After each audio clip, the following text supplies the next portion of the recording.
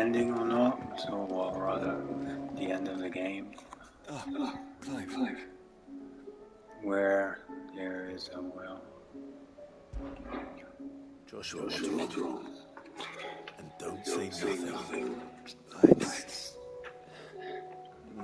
Nothing. I've received word from Cyril. The Undying have found Father's will, or something akin to it. His will.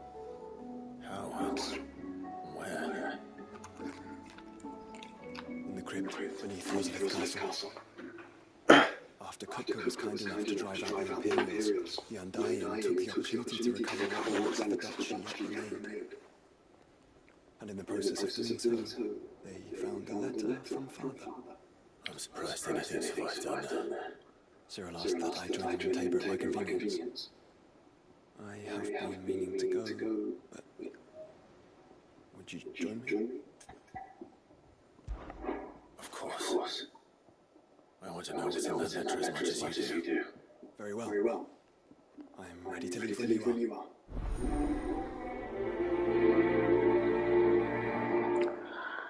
Hey. Should we just take one quest at a time, yeah? Yeah, just do that.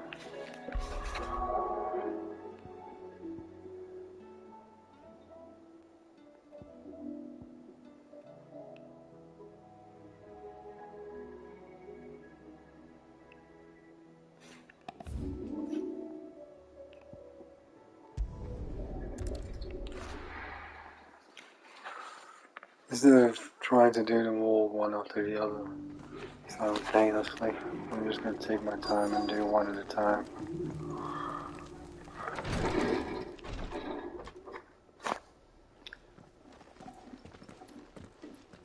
Your Grace, my Lord, I trust your journey was not overly onerous. Cyril, you found a letter from Father? Yes, I have it here.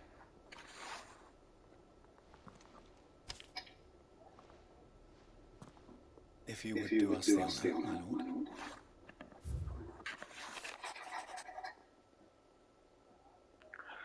And I ask watching you in this coming war, but see no other way to secure the future for our duchy and our family. Yet, even should we succeed in subduing the savages and winning back the dark drake's breath, the threat of light still looms, and only with all Rosaria striving as one might, we at least overcome it. I have made plans to see us through, but such are the obstacles that stand in our way. It shall likely fall to you to continue my work. I know that you have the strength, the courage, and the will to do so. This shall be an arduous inheritance, and so I offer you another, that you might be reminded of the love and the faith that I hold for both of you. An inheritance. It would seem the late Archduke penned this missive shortly before his passing. The day before we left for Phoenix Gate. What are these plans he spoke of? His plans for the duchy, Your Grace. Your father entrusted them to my predecessor, the former bearer of the Burning Quill, who entrusted them in turn to me. The complete emancipation of bearers is their stated aim. But your father's dream did not end there. His Grace also spoke of building hospices to care for those stricken by the curse, and the founding of a new university to further the development of non-magical technologies, with the blight spreading ever more widely across the twins. Archduke Elwyn saw this as the only means of securing Rosaria's survival. He wished to see men and bearers treated as equal, to see centuries of common wisdom overturned. Small wonder he did not think it achievable within his lifetime. But he thought it achievable nonetheless. Had he not, he would never have written this message. Nor would he have entrusted his vision to his most faithful aides, those who would have stood with you, shielded you from the machinations of the less benevolent personages at court. It's a pity only they are still with us. Tis true that those most loyal to your father were the first to suffer the Duchess's wrath. But one at least remains, and she has come bearing gifts. What do you mean? Mayhap it is better she explain, my lord. After all, the duties entrusted to me by my predecessor extended only to recovering His Grace's will, and arranging a meeting with the one who might execute it, or a part of it at least. And where is this woman? She awaits you in the archive, Your Grace. Thank you, Cyril. Shall we then?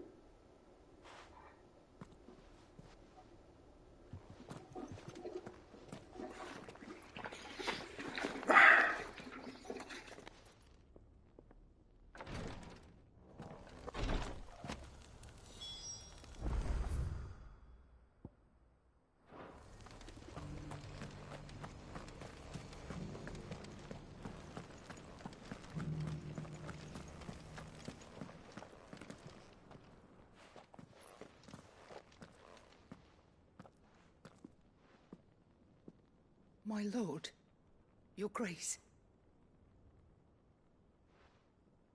I hardly recognize you. I am Goditha, retainer of House Rosfield, loyal servant to the Phoenix and his shields. Your father, the Archduke Elwyn, entrusted me with the delivery of a gift. I only hope you can forgive my tardiness in bringing it to you. Lift up your head, Lady Goditha. You have our gratitude for your service to our house and to our father. I merely did my duty, as any proud Rosarian would. My lady, perhaps you could explain a little more? What exactly is the gift you bring? As I'm sure you know, it has long been the custom for the children of House Rosfield to be presented with certain keepsakes upon their coming of age. Indeed it has. Our father often spoke of the day when our turn would come. And had he lived to see it, he would have presented you with the treasures I bear. Matching armbands for you both. Alas, he did not live. Indeed, he was taken from us even before they could be completed. He had intended to claim the Heartstone with which each armband was to be finished himself, but it was not to be. And his gifts remain incomplete. I see. It saddens me to bring them before you, as they are. It was your father's wish that you be presented with the finished articles, not these works in progress. But with His Grace long since gone, and the stone left unclaimed, I had little choice. You are grown men now, and his house is yours. And while I would not presume to insist upon your claiming the Heartstone in his stead, I know that nothing would have pleased him more than for you to do so. Thank you, Lady Goditha. What say you, Clive? What else? Of course, my lady. May our father's will be done. Oh, I am much obliged. Do you know where we might find this Heartstone, my lady? I do. Though it may be a matter of a good deal more than simply happening upon it. It is found in the bellies of elder griffins, you see. We do at least know where to find one. A certain specimen has made its nest in Titan's Wake, not far from here. A certain specimen? You are most perceptive, Your Grace. In answer to your unspoken question, yes. In fact, this is the very same beast your father meant to slay. I have been tracking its movements since you were but a boy. Were you to slay it in his stead, as men of House Rosfield, it would surely make your father proud. What say you, Joshua? What else?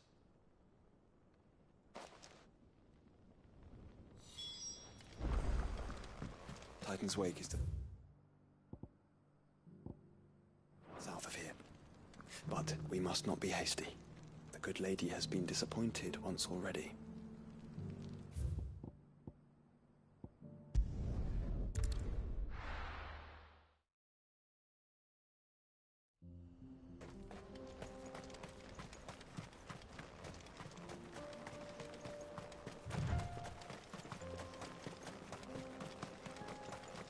Eyes peeled, Joshua.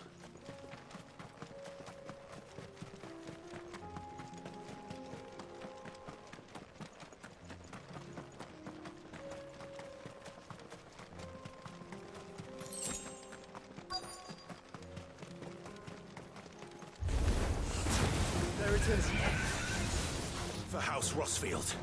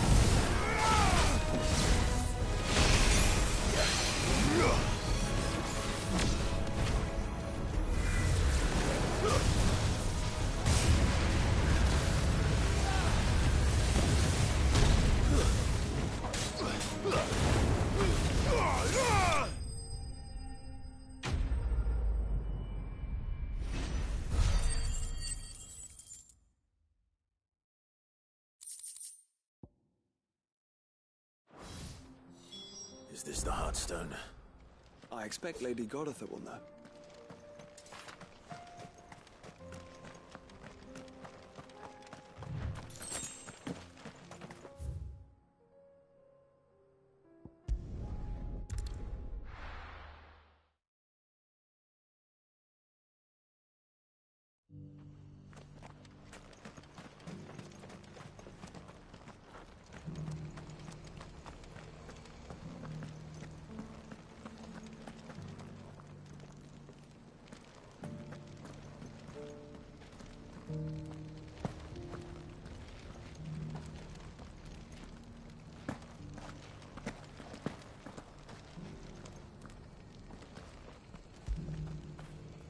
You all right, boy?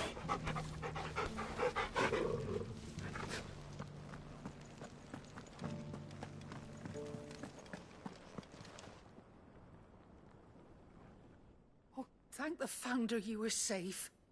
The Griffin is slain then? And the Heartstone claimed.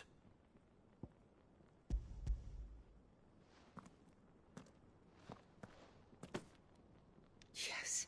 This radiant luster, like frozen flame, is just as your father described it.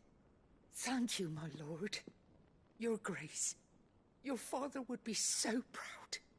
Lady Godotha, the lapidary is ready. Thank you, Cyril.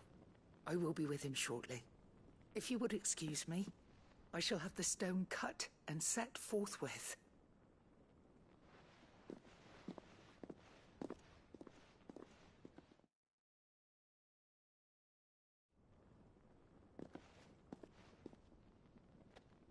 The armbands are complete.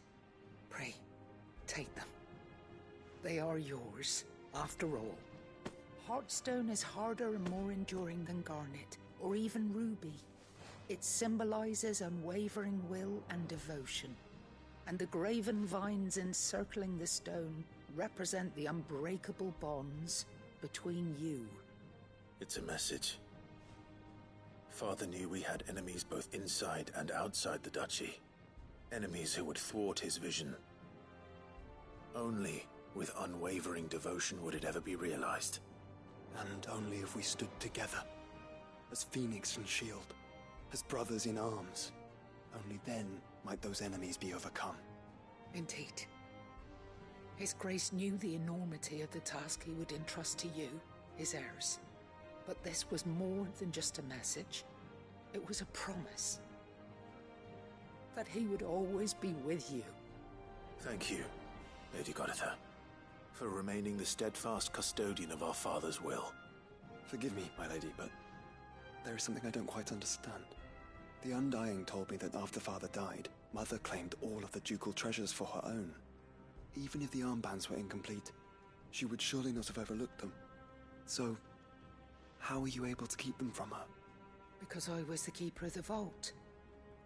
Though I was but a lowly servant, your father spoke to me of his intentions for the bands, of the deep love he had for both of you, and his hopes for your future. In the days before the disaster at Phoenix Gate, I discovered that the Duchess had ordered her jewelry be sent away from the castle. It was then that I knew she meant to betray us. I tried to warn your father, but it was too late. When word of the fire reached Rosalith, I knew my time was short. So I took up the armbands and I fled into the night. And thank the Founder you did. Yet my duty to your father was incomplete. Not knowing what else to do, I followed the Griffin, thinking I might claim the Heartstone on its passing. And so my pursuit continued, until Lord Cyril appeared before me. He informed me that His Grace's will had been recovered, and that his sons were alive and well. Lady Goditha, on behalf of my father and all the people of Rosaria, I thank you for your loyal service. As do I. Thank you, my lord. Your Grace, for coming back to us, for giving my service meaning.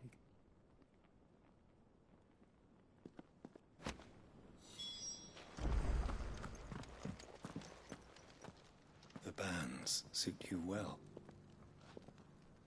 It must be gratifying to finally receive the inheritance that was denied you for so long.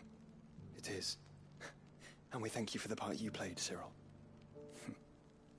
If you would permit me to play my part a little longer, might I suggest that you make your way to your father's memorial atop Hawk's Cry Cliff? Let him see that you have received his blessing, and that his vision lives on in you. I suppose it would be churlish not to. What do you say, Clive? Shall we pay Father a visit? I think we should. I was hoping to be able to offer him my thanks before we left for Origin. Your father's helm is enshrined there. It has been since the day we recovered it from Phoenix Gate. I prithee claim it, for it too is a part of your inheritance, and I do not doubt that your father would prefer it in your hands than perched upon some lonely rock. Thank you, Cyril.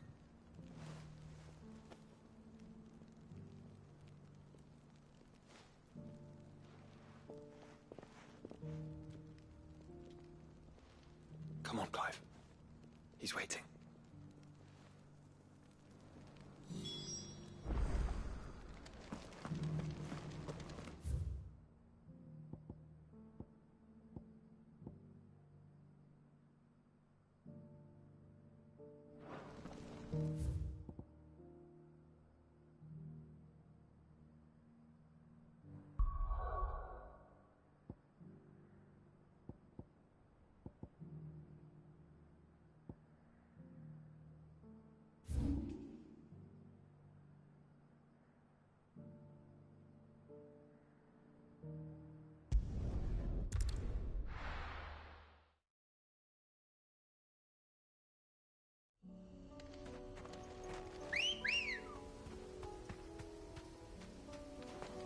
Ready, go? Run like the wind. Unwavering will and an unbreakable bond. Do you really think we're strong enough? Save the world? Of course. We've overcome Father's political enemies. That I'm less certain. Especially knowing what we know now. What Mother was truly capable of. Perhaps these bands would have helped. Knowing he was with us would have made all the difference. He's just back there.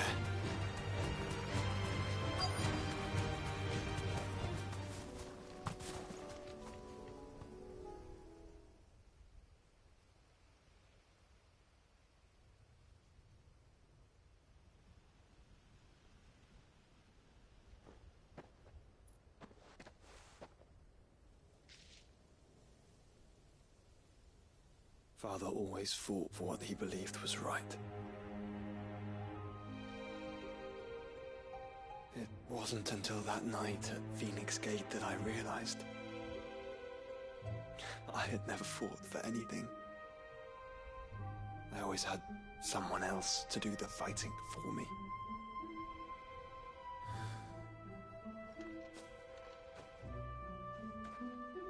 No matter how fate conspired against him, he never lost heart, never looked back, never stopped fighting. To me, he was the greatest of men. And I've been trying to live up to his ideals ever since.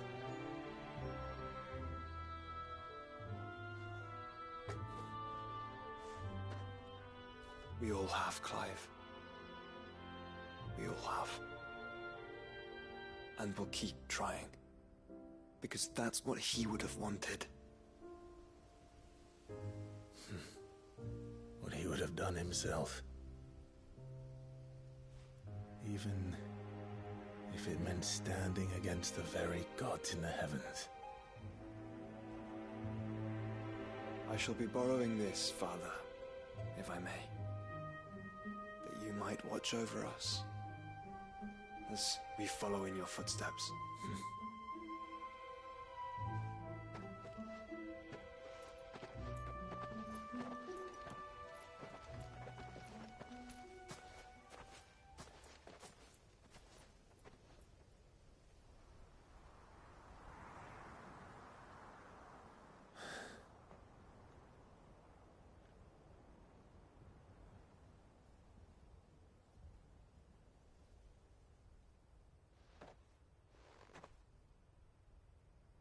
We won't lay you down.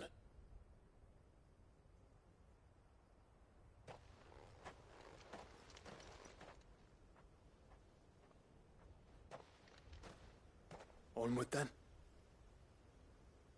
Onward. To the end. And to a new beginning.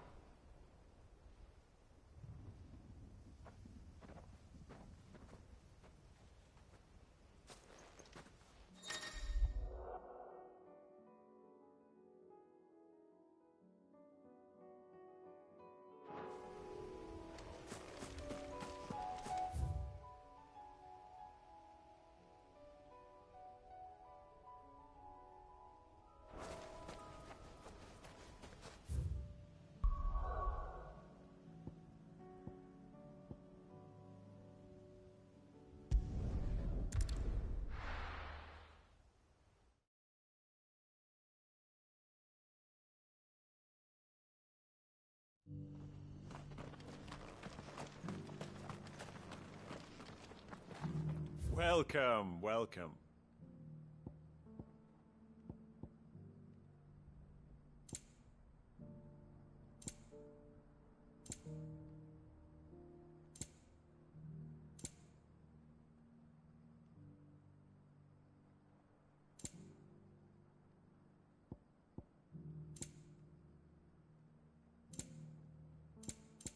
Go safely.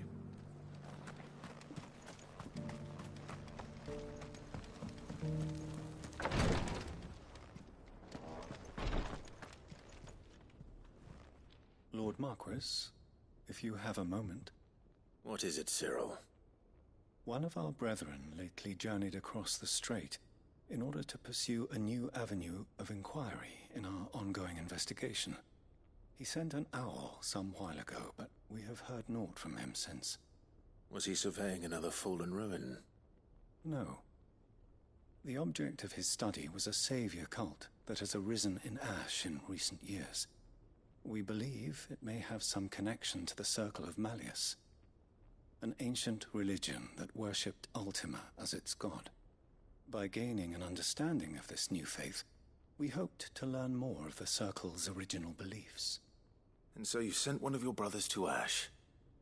A continent teeming with orcs and Akashic? Fully cognizant of the risks, yes. I entrusted the mission to one of the most able of our order, the Third Chair, a master of the arts of combat and survival both. Though he has been silent for some days now, I have thus far refrained from sending any others in search of him, lest they be lost in turn. Yet, it seemed only right to inform you of the situation, given your unique experience of the perils of Ash. For as you so earnestly advised me, it would not do to abandon a man to his fate, when he might yet be saved. It would not. But Ash is a big place. Can you be any more specific? Perhaps. The last owl I received from him mentioned a village where he had heard the cult were wont to assemble. Mickleburg was its name. It lies in the southern reaches of Waloed. If aught ill befell him, I expect it did so there. All right. I'll see what I can do. You are much too kind, my lord. Go then, with my hopes, and may the Firebird's flame ever burn in your heart.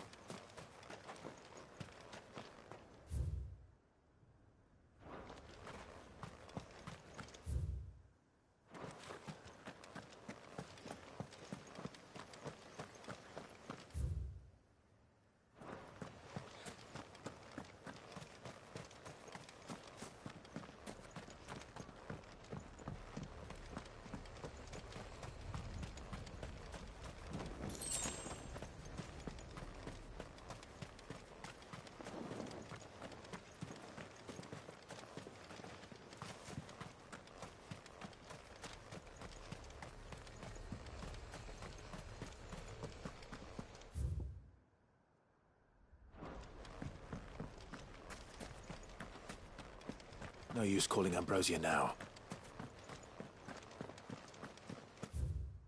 Sup?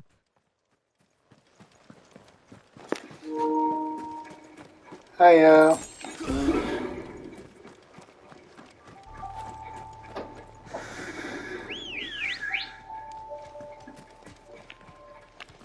Let's go. Fly, Ambrosia.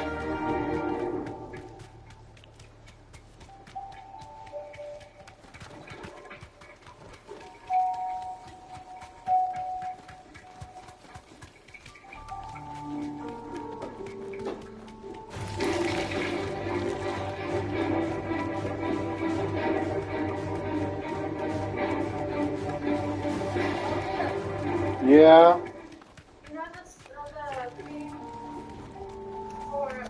Peace, man, I got stuff to do. Take care. Might this be Nickelbug?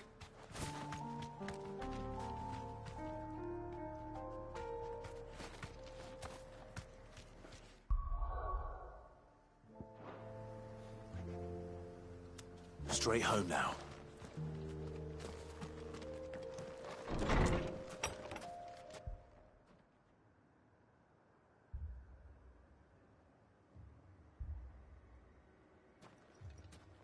These people aren't turned. And the village seems safe enough at least.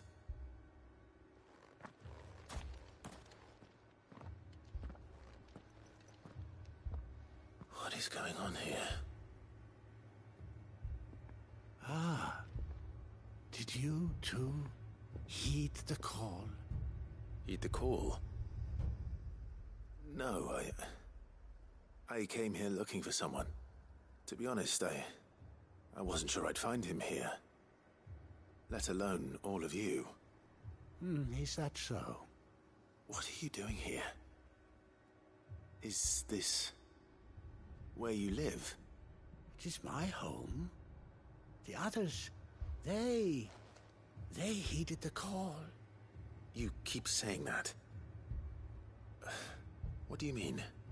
They came here to perform the rite, just as King Barnabas instructed.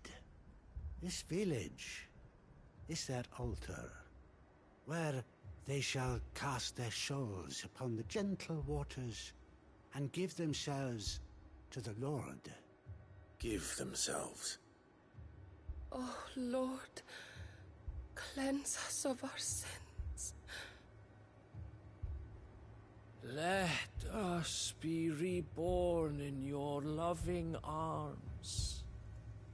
Free us from the torment of this mortal realm. They want to be saved. Forgive me, but did another foreigner like me come here? He was probably wearing a cowl. You mean the traveler from Storm? Yes. He's staying at my house, toward the rear of the village. Thank you. If you don't mind, I'll go and greet him. They seek the same salvation Barnabas did. At least the third chair still lives. Let's go and find him.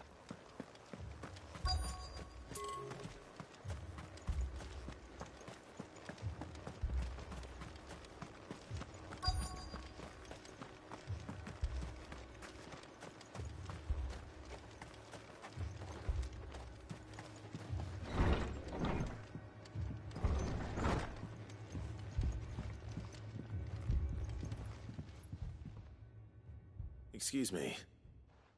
Are you with the Undying? I am.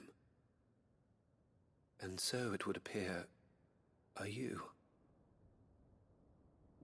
Lord Rosfield, if I am not mistaken. That's right. And you must be the third chair. I am. Cyril was worried for your safety. He sent me to find you. Then I must apologize. I did not mean to trouble the bearer of the burning quill. Much less you, my Lord Marquis. He said that you had failed to report. Is there a reason for that? I came here to study the followers of this new faith. But the more I learned of them, the more my own faith began to falter. You have seen them at their prayers, have you not? They devote themselves to the veneration of their Lord with a fervor I have never seen before. Praying night and day that they might be rid of their wicked wills and reborn in their Saviour's light.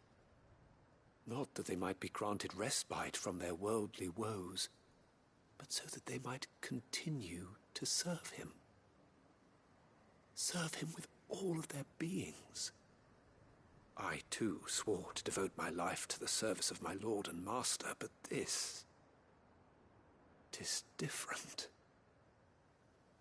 It is more.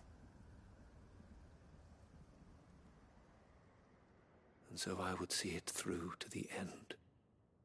See these people safe, that they might achieve their dream. That they might do their duty to their Lord.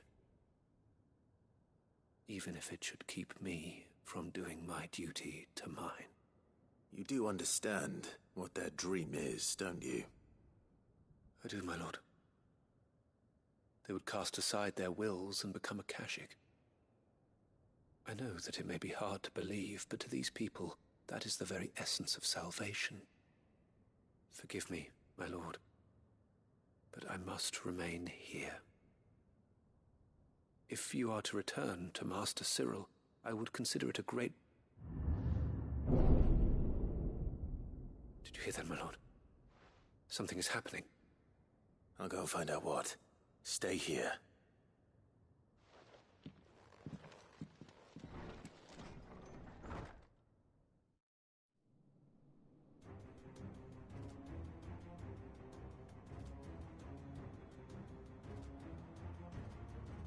An ether flood. Oh no. There must be something I can do.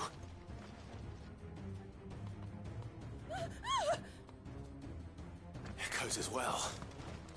Found her. Ready, brother?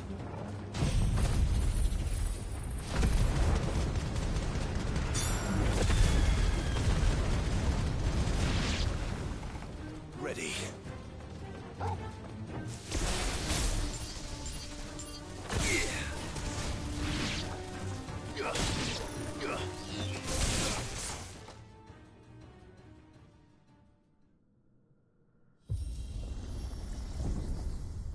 What now?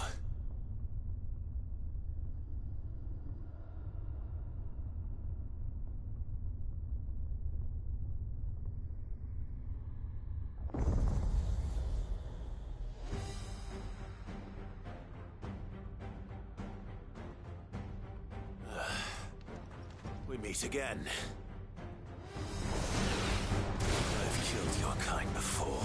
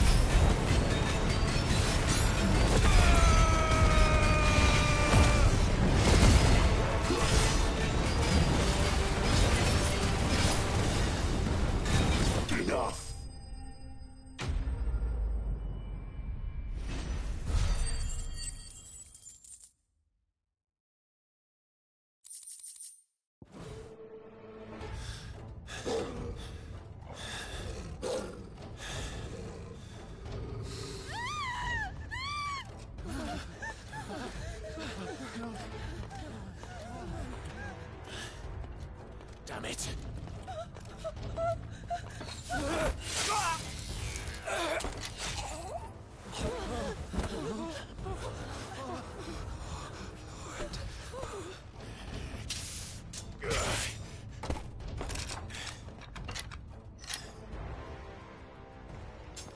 Don't you die.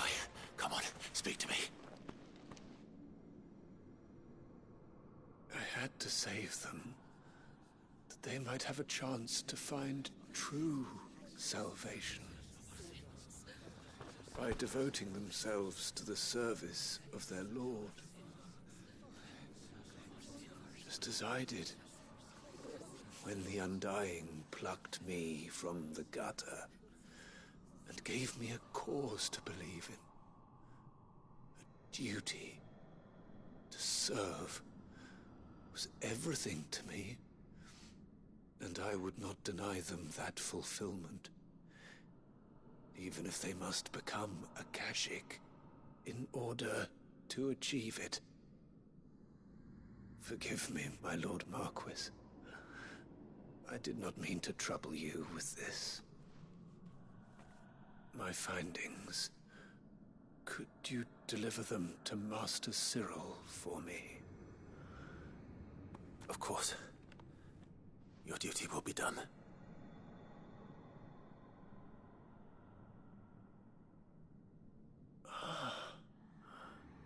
Look, my lord. They are saved.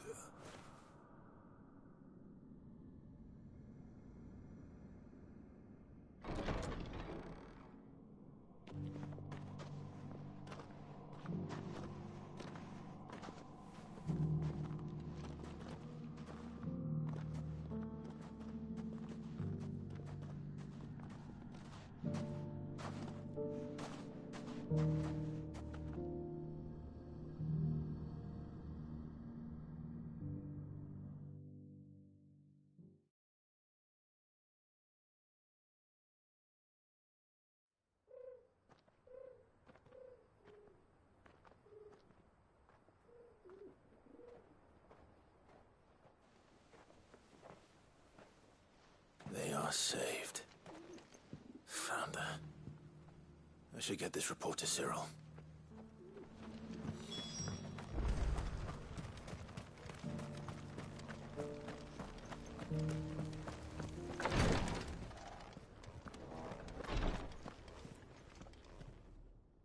My Lord Marquis, welcome back.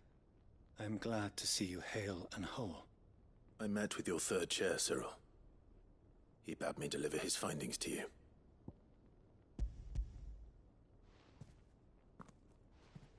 Thank you, my lord. He remained in Ash? He died protecting the villagers from an echo. I buried him in Mickelberg. I'm sorry that I couldn't save him. If you could not save him, no one could. The villagers, they were believers in this savior cult. They prayed to their god that they might be unburdened of their wills. Then an ether flood came, and their wish was granted. Your brother sacrificed himself that they might live, even knowing that that life was death by another name. Then he perished defending liberty. A hero's end. For the right to choose how one dies is no less sacred than the right to choose how one lives. Sid would agree. He wanted to build a world where people could die on their own terms. A noble ambition. To die for one's cause is the most perfect expression of one's faith.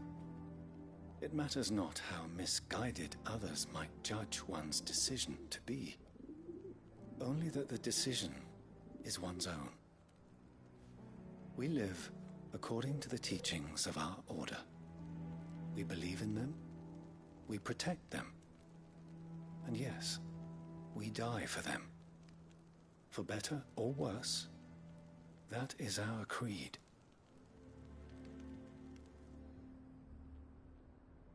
But he didn't die for your creed. He died to save them. And you still believe that what he did was right? I believe that he believed it was. We of the Undying are not slaves, but willing servants. And this was his will, the ultimate expression of it. All right. I'd like to know this man's name, Cyril. To know the names of all the Undying who've fallen in the line of duty. They died serving my house. It's only right that I remember them. That is my duty. Of course. I shall fetch the Book of Martyrs at once. My lord, it has been, and shall ever be, the greatest honor of my life to serve House Rosfield. Though our duties may differ, yours is no less important. I pray with all my heart for your success. And were they here, I have no doubt but that every one of my fallen brothers and sisters would feel the same.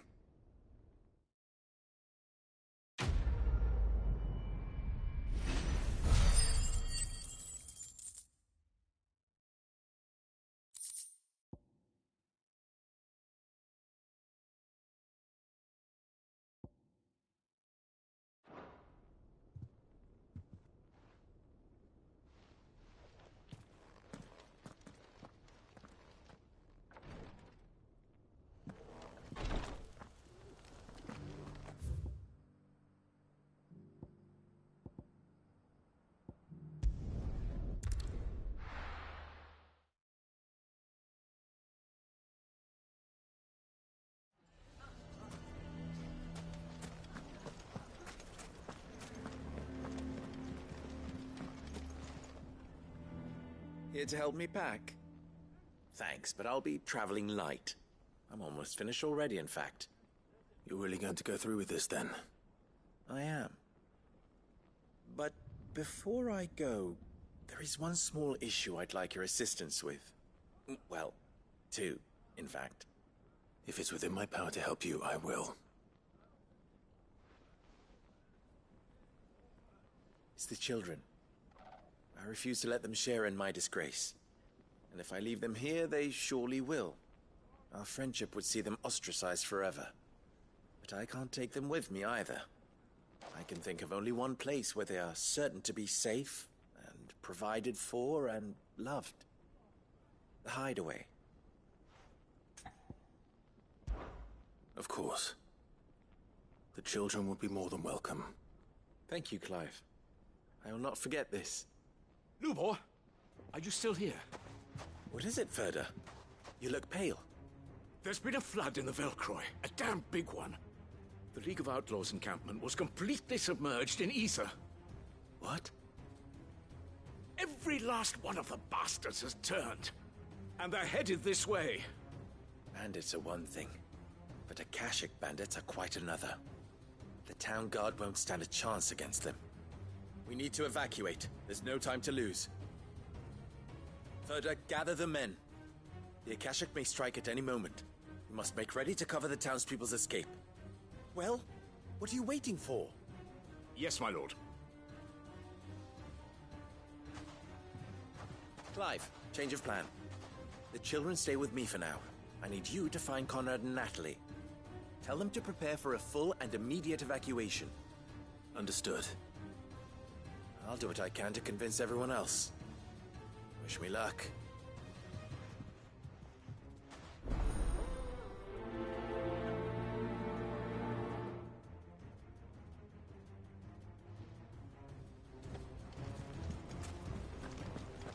You have to listen to me.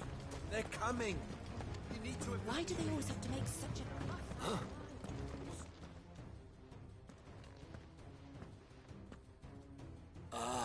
It's you. What do you want, Lord Underhill? To pass on an important message. There's been an ether flood out in the Velcroy. The camp where the so-called League of Outlaws were gathering has been swallowed. They're no longer just bandits. They're Akashic now, and they could be here at any moment. You need to begin preparing for a full-scale evacuation right away. Oh, do we? And who was it who gave you this disturbing news, might I ask? Lubor, perhaps? The man spreading the same poison out in the square as we speak. You may believe his lies, my lord, but we know better. But why would he lie about something like this? Some twisted attempt at revenge, perhaps. If he had not been unmasked, he may well have been elected our leader. A great honor for one of his kind. One he might well feel aggrieved at having been denied. Lord Underhill, forgive me, but it has become all too evident where your sympathies lie. Lubor cannot be trusted, and neither, therefore, can you. You may not trust me, but for the sake of your people, ask yourselves if there is any chance that this is true. There isn't. You can be certain of that. Now be off with you. You're making a mistake. Come, Clive. If our words will not move them, then we must find another way to help save the town. You're right. Let's speak to Lord Ferda. I think we'd better shut up. What's Lubor raving about now?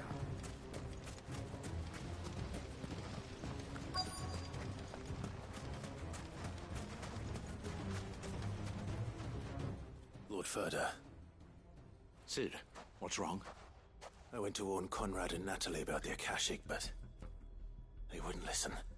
They've convinced themselves that nothing Lubor says can be trusted. The bloody fools. Which means the town guard can't be counted on for support. But I can. If there's anything I can do to help you defend Dalamil, you only have to ask. I appreciate it. Cid! Ferda! I've been looking for you everywhere. Victor? I thought you'd left. I couldn't abandon a friend in need. And Lubor is in need at this very moment. Come quickly.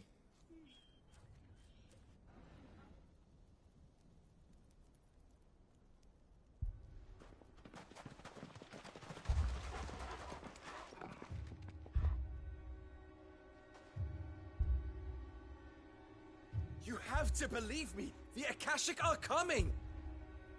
They don't eat, they don't sleep, they don't tire, and they don't care who they kill. They're unlike anything that's come before. There will be no parley, no mercy granted! We may have saved the town once, but this is different. I do not ask that you forgive me, but please believe me. If you do not run, you will die. You will all fucking die!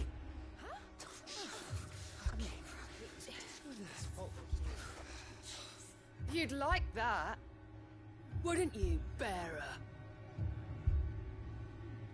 Yeah, with us out of the way, your kind will be free to claim Dalamil for yourselves.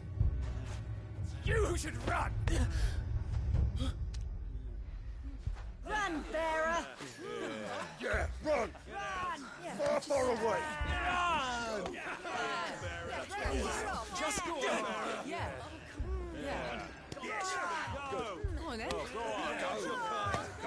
Just go. Lubor. Wait. Someone's coming. Stop! You're hurting him!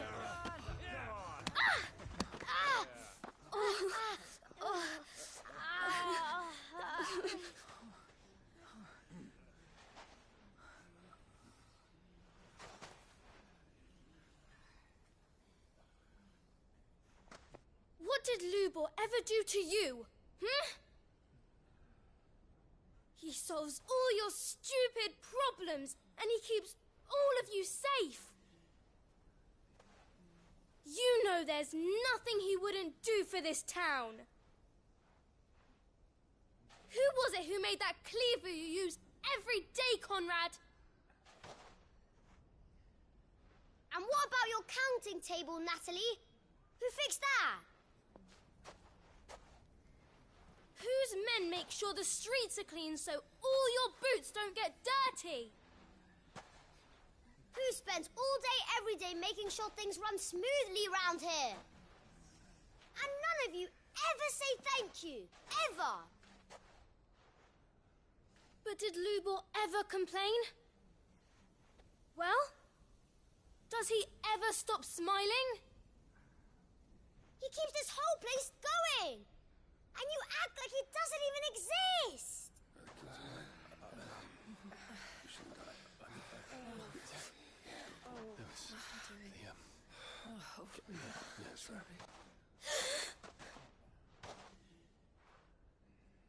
Lubor, we've heard enough. Wait! We will not run. The town guard will not abandon the very place it is sworn to protect. And I will not give up for lost the stores that we labored so hard to fill.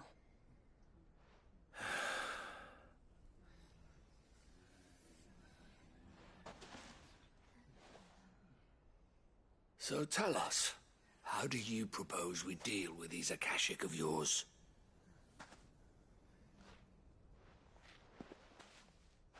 We won't run, but we will fight. All right, then.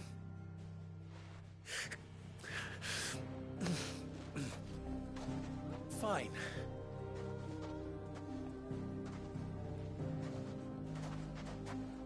Gather round if you don't want to die.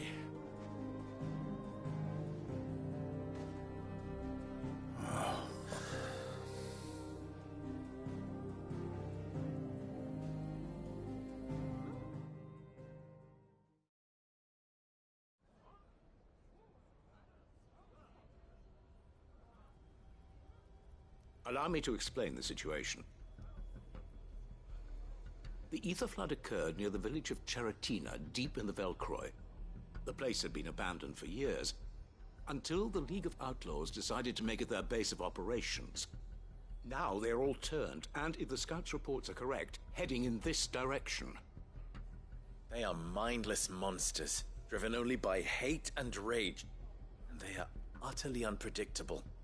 With the bandits, we at least knew how and where they were likely to attack. When these creatures come, Dalimil will have the bitterest fight it has ever faced on its hands. The town guard will muster at the north gate. The rest of us will take the south.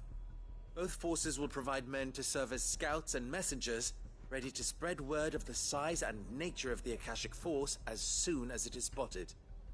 And as soon as it has been, we will converge on its position and see that it is driven back from Dalimil at all costs. Conrad, can I count on the support of the town guard? Always. I leave the selection and coordination of the messengers in your hands, Victor. And the command of our men in yours, Ferda. If you would both be so kind. Consider it done. As you wish. Natalie, I would ask that you and your people have the townsfolk barricade themselves inside the bathhouse. And tell the merchant not to waste time securing anything beside the essentials. Preserving life is our one and only concern. As long as we survive, it doesn't matter what trinkets we might lose. Our riches can be regained. And if anyone doubts that, let it be known that the Briar's Kiss stands ready to cover any losses. Very well. I shall tell them. Where do I fit into this plan? Where else but the most perilous place of all? I would like you to travel to the home of our erstwhile League of Outlaws, Cheratina itself. The main host is most likely still there, and Dalimil will not be safe until it is eradicated, root and branch. A little gardening. How pleasant. I doubt it. I have a feeling these weeds will be particularly stubborn. Luckily, so am I. So you are. All right then, we all know what we have to do. Now it's simply a matter of doing it. For Dalimil.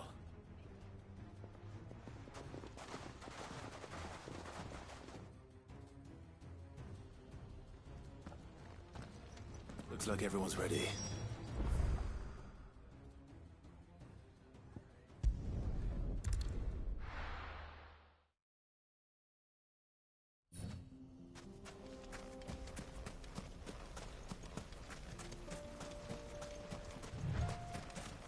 it is. The flood. But what's waiting for us inside?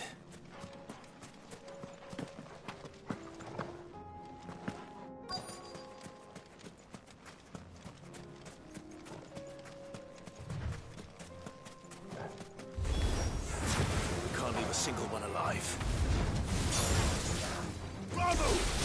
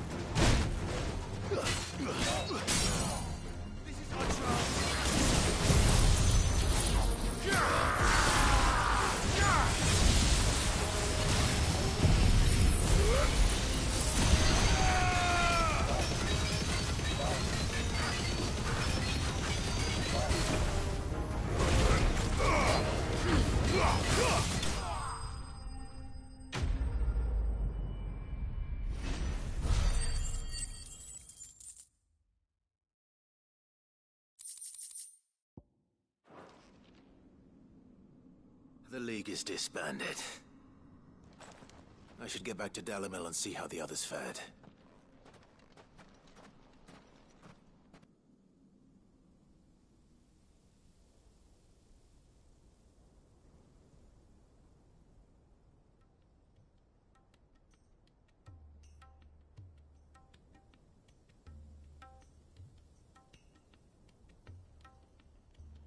All the Akashic we were able to find have been dealt with.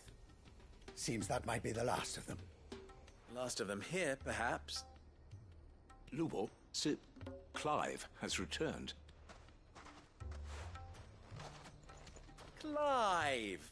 What news from Charatina? It's done. Root and branch. I knew you wouldn't let me down. Thank you, my lord. Friends, the Horde has been driven back. The Akashic have been defeated.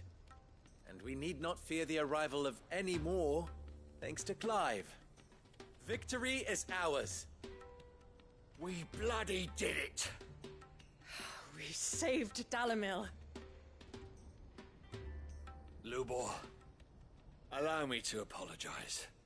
After all you have done for this town, we should never have doubted you. But we did. And for that we are truly sorry. We only hope that you can forgive us. We need you, Lubor. Dalimil needs you. So, if you would still like to be considered for the position of mayor, you have our backing. You do remember that I'm a bearer, don't you? We do. But that is not a stain on your character. It is a stain on ours. We thought only of what we perceived bearers to be, not what you truly are. The man who saved Dalimil twice over. I see. But I will only accept your proposal on 2 conditions. Name them. Firstly, that you will both do everything in your power to rally your people to my cause. If the Town Guard and the Merchants League do not accept my leadership, it will be doomed from the start. Unity is the key to defending Dalimil, and I do not doubt that we shall need to call on our combined strength again. When that time comes, I will expect us all to pull together, just as we did today. Of course. You have our word. And secondly, you will accept that if I am to lead you, the mistreatment of bearers must end here in Dalimil. Any bearer within our walls shall be afforded the same rights as any other citizen. They will not be judged by what they are, but who they are. As we failed to do, and came so close to losing everything. We agree to your conditions. And we have only one in return. That you continue to work for the good of Dalimil, as you always have. Condition accepted. Well then, it seems my mayorship is all but confirmed. Do I get some sort of special hat?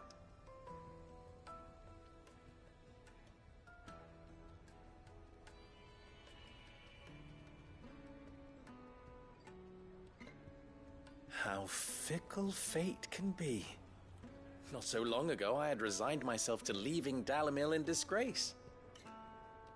And now, I find myself her leader.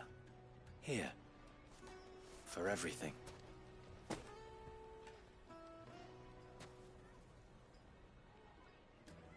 Lubo, about the children. Fear not, you are of course relieved of your responsibility. I would sooner face another horde of Akashic than see them brought up as outlaws.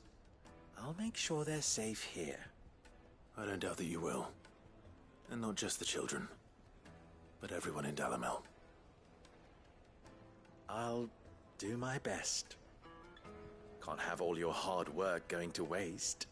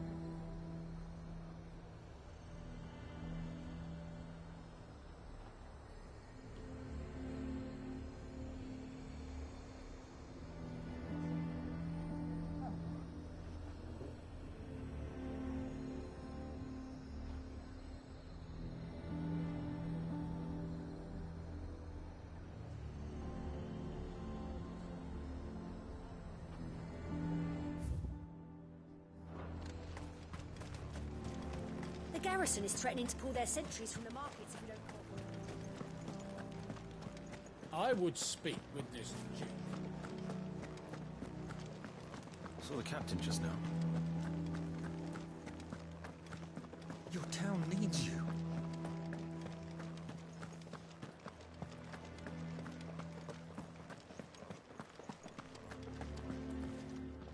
Do you have a moment, Clive? What is it? It's the Duke, unsurprisingly. His Eminence has assumed full control of the garrison and put every able-bodied man to work on the fortifications. The town was left all but unguarded, so Philippe was compelled to form a citizens' watch to fill the void. And though my dear boys have been characteristically willing to assist him in this, they want for bodies. So I was wondering if you would lend them your strength, that the people of Northreach might sleep easier, if only for a few nights.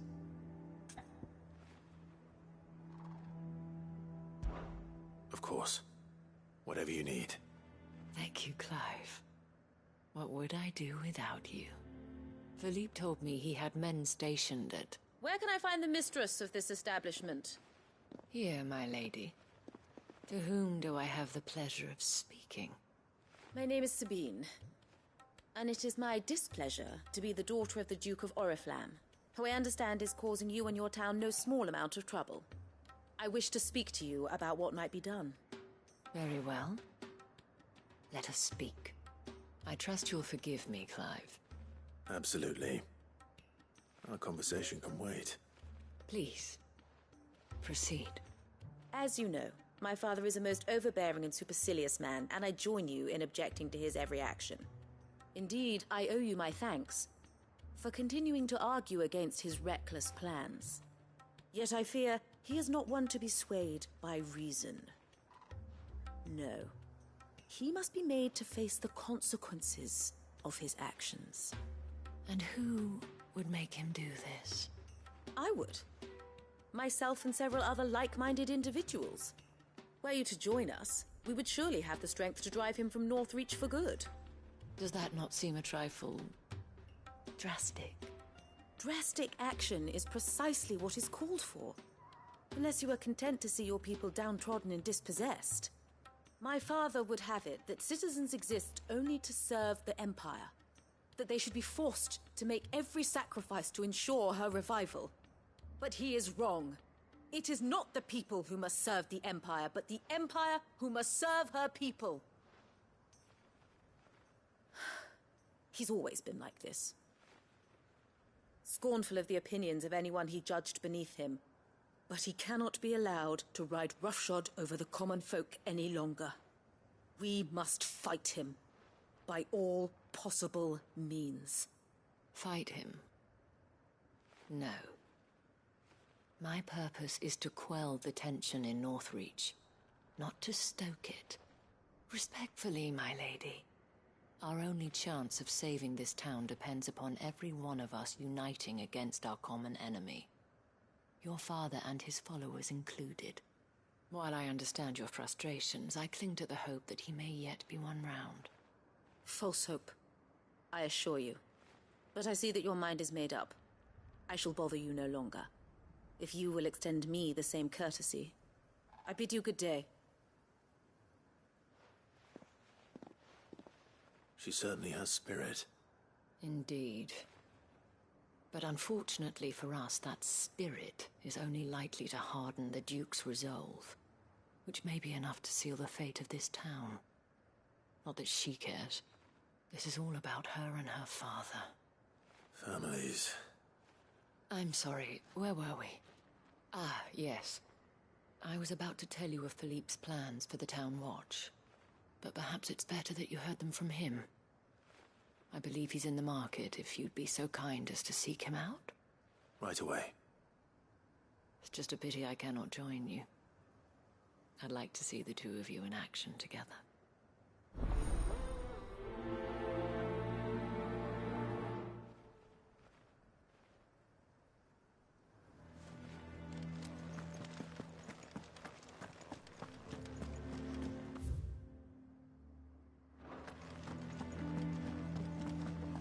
Your town needs you.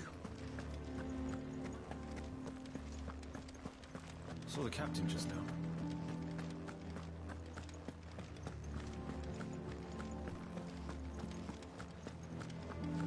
What does the dame have to say about it?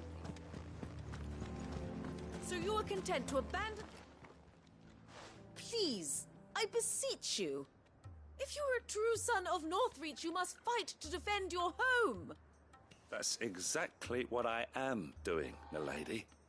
Or trying to, at least. The land is crawling with fiends, and someone has to keep watch. Even when our true enemy is hiding in the garrison? Fine. You're not the only able-bodied man in Northreach. Thank you so much for your help.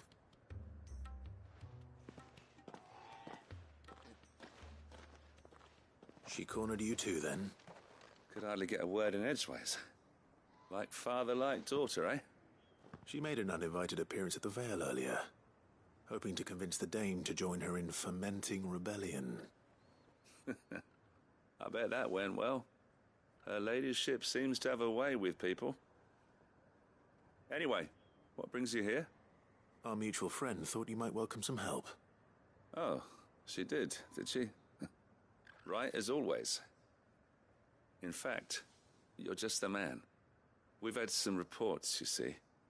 Sightings of, you know what. They're back. Seems that way. All over, too.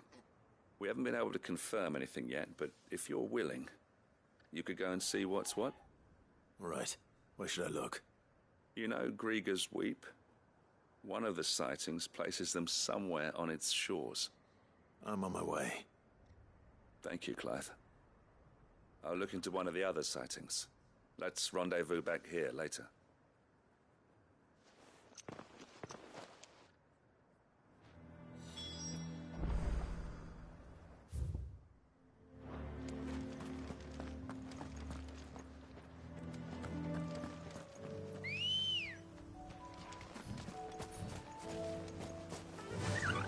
Faster!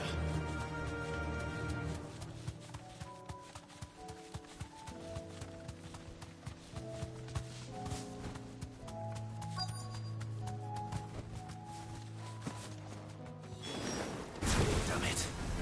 The reports were true. I need to stop them before they get to the town.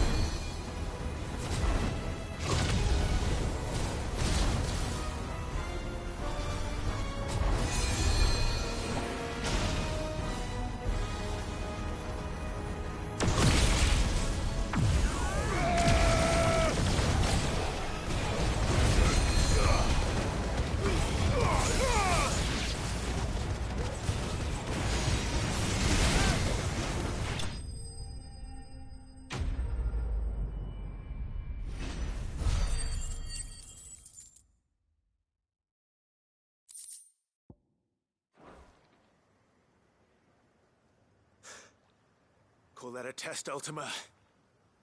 Clive, it's me. Are you all right?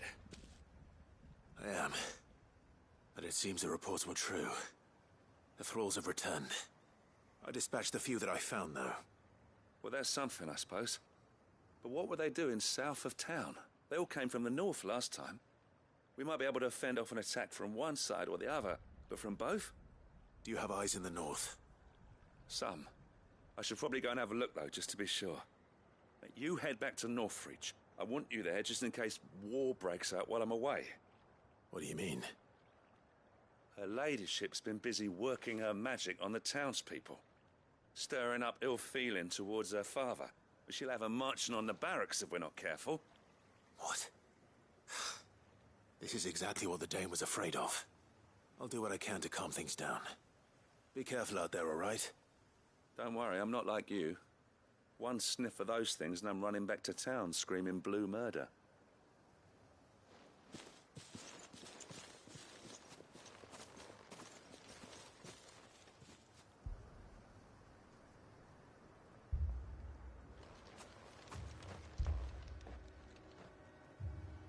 Do you not see, Father?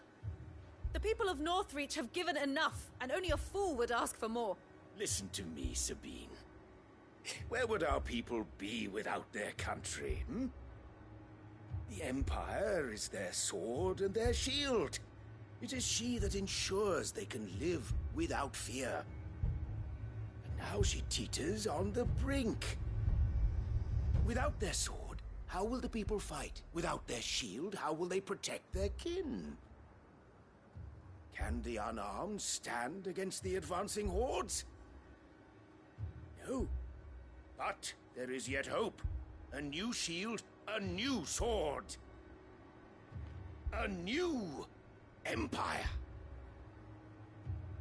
We can rebuild Sanbreque, just as Great Griga wills it. Perhaps we could, Father. But we don't want to. Not if it is built on the broken backs of the people. Please, let us not quarrel in the street. You must see that no good will come of this. Our fight is not with each other, but with the threat that draws ever closer to our gates. A threat that your sword has yet to rid us of, Your Eminence. You will hold your tongue, whore! You may have filled my daughter's head with your heresy, but I will not be corrupted. Corrupted? Your daughter's opinions are her own, as you would know if you had ever deigned to listen to her. At least I hope they are your opinions, and not posturing born of a family feud. Northreach deserves better than that. Northreach deserves better than you, Carla. Yes, I know who you are. The slut of Twinside who bedded a Brandit. Jealous, are you? That a woman might choose a bearer over a pious man of Griga. Clive!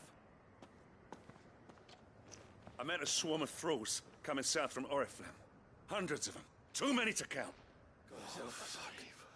No. Work on the fortifications has scarcely begun. We will retreat to Caernarvon and there make our stand. Did you hear me? That was an order! While this is but a heartfelt plea, let us make our stand here and protect our homes. Protect those that we love. Together, for Northreach!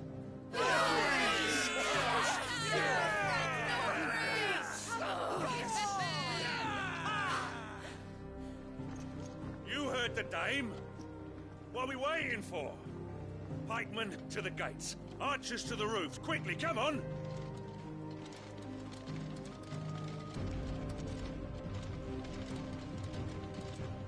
But she is but a common... whore, yes. And we'd follow her to the gates of hell.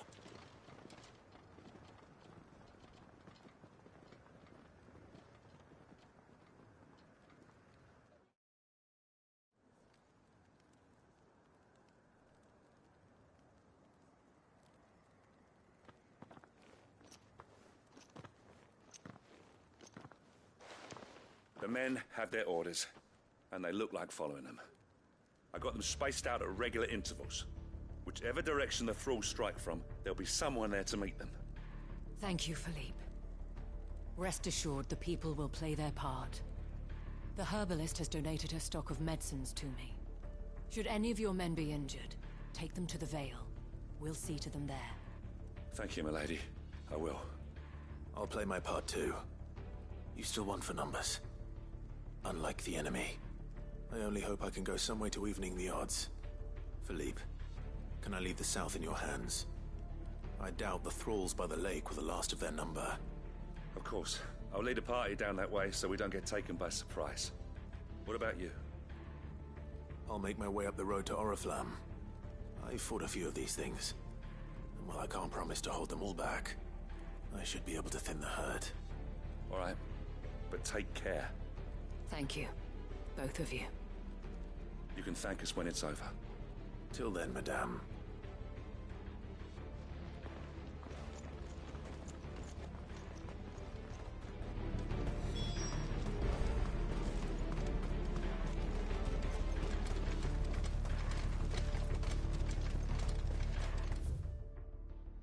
I want steel in the hands of everyone.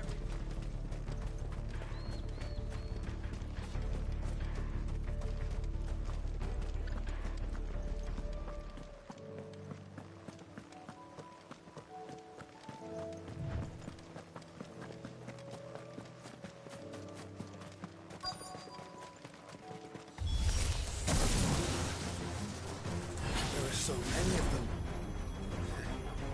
Not for long.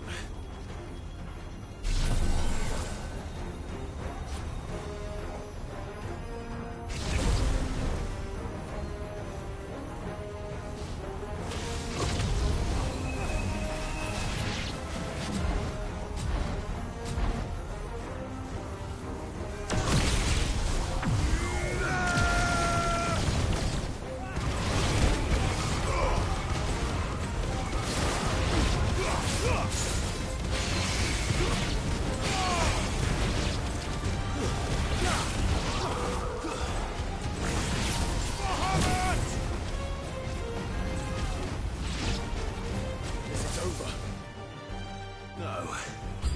It's only just begun.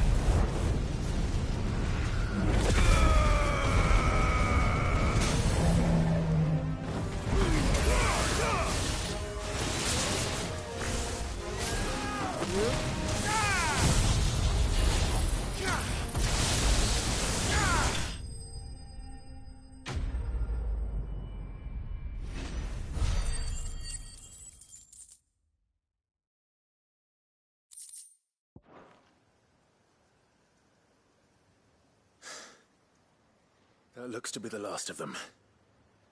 I wonder how the others fared. Better hurry back to town. Come on, Torgal.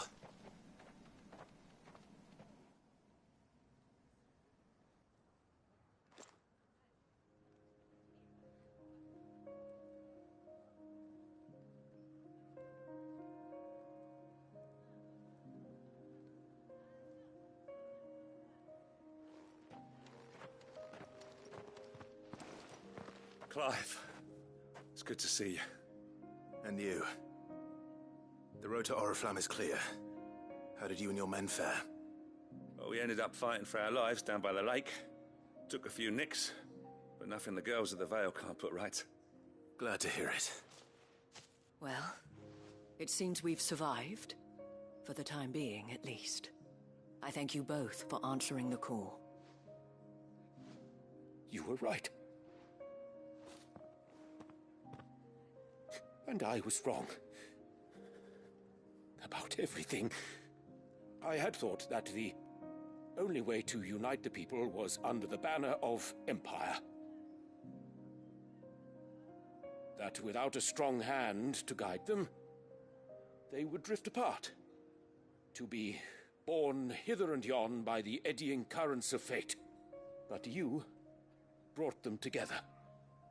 Not by force, nor by the exercise of goddess-given authority, but by simply being one of them. By knowing what they feel, because you feel it yourself. Our purpose was ever the same, Your Eminence. You were merely distracted by a loftier vision of empire and glory, while our eyes beheld matters closer to home. You have the right of it again. As did you, Sabine. His Radiance said it himself. Sanbreque is naught without her citizens. I forgot that. And I am sorry. I'm sorry too, Father. I should never have taken things so far. I only wanted you to understand how the people felt. How I felt. But my anger got the better of me. Do not blame yourself, my dear. This was my doing. I should have listened to you. To all of you. Your Eminence, your Ladyship, I do not doubt that you came here with the best of intentions. But I believe the same could be said of us all. We all want safety, security, prosperity. Not just for Northreach, but for the entire realm. And we may yet achieve it. If only we work together. Will you join us in this? Yes. We shall. Thank you, Your Eminence. Now that that is settled, I must go and see to the wounded. The Vale's doors are always open to any soldier in need of relief. And today there are more than ever before.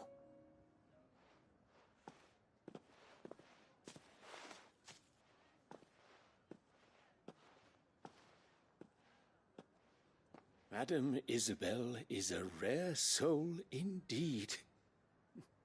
In these dark times, I see that it is not men like me who should lead the realm, but women like her. You're right. If only I'd listened to her when I had the chance. Forgive me for saying so, milady, but you still do. The Dame said it herself. We can turn things around. We just have to work together. And that goes for you, too. You're one of us now. One of you? Well said, Captain. Let this be a new beginning. Not only for Sanbreque, but for us. Well, since there's nothing more to be done here, I should see if Isabel needs any help moving the wounded.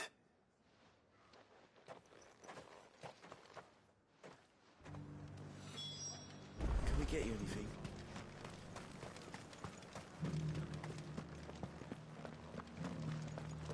There's no need to worry anymore.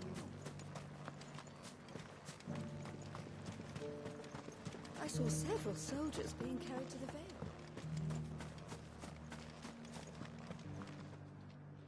How goes the treatment of the wounded? I'd be happy to man one end of a stretcher if it would help. You've helped quite enough for one day, Clive. Thank you. Don't mention it. Oh, but I must. After all you've done for this town, it is the very least you deserve. Tell me, If Northreach had fallen, what would you have done? A woman of your means could find a home anywhere in the realm, but I sense you would rather have died here. It's a long story. For you, madame, I have all the time in the world.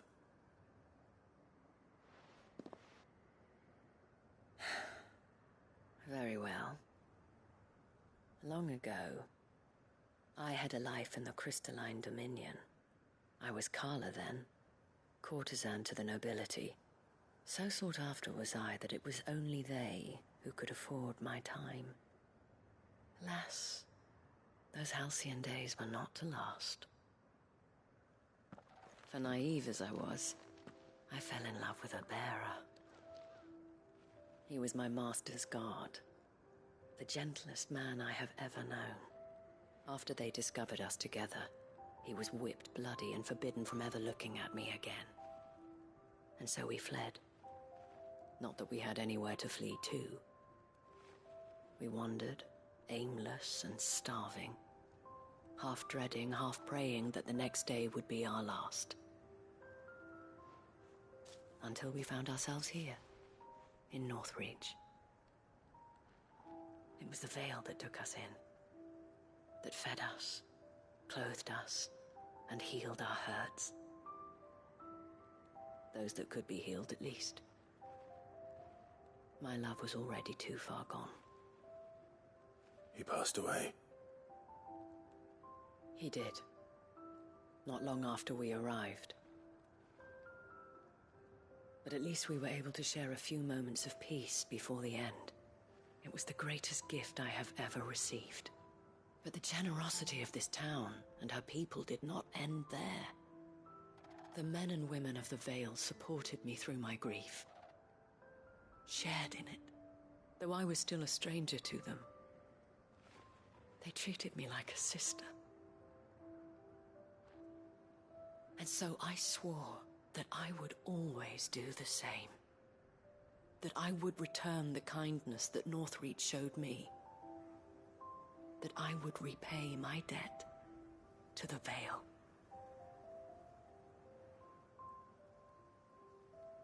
Thank you, Isabel, for sharing this with me.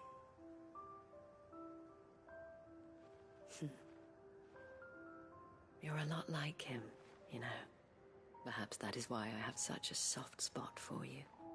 Never stop fighting, Clive. And I shan't either. I know that it will not be easy to keep Northreach together. But our efforts will be rewarded. Just look at us now.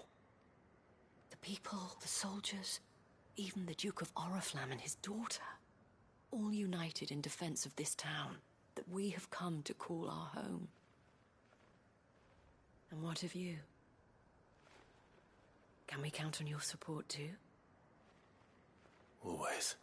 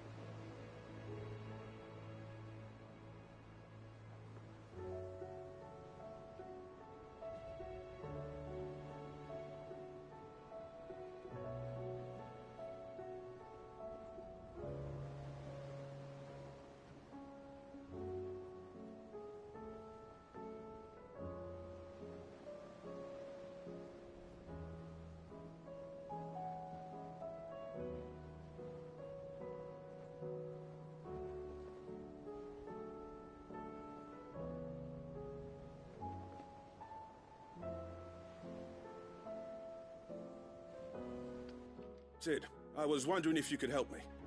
It depends what with. A bearer, but recently freed from his bonds, is keen to join the Cursebreakers. As you know, the work we do is not easy, which is why we test every volunteer's suitability. I was hoping you could oversee this one's evaluation. I don't mind, but why this one? Because he wants to be a scout. Our ranks are filled with men and women capable of breaking chains and putting slavers to the sword. But scouting, we're few with the nose for that, which is why we still rely so heavily on Gav. And since he accompanies you on so many of your missions, I thought you might be better placed to recognize the traits in him that we should look for in those who'd fill his boots. Sounds reasonable. So you're happy to oversee the boys' test, then? One can never have too many scouts. Truer words, Cid. I'll let the initiate know that you'll be attending his trial, and that he is to proceed directly to Northreach in readiness. No time like the present, eh? No time like the present. I'll await you there.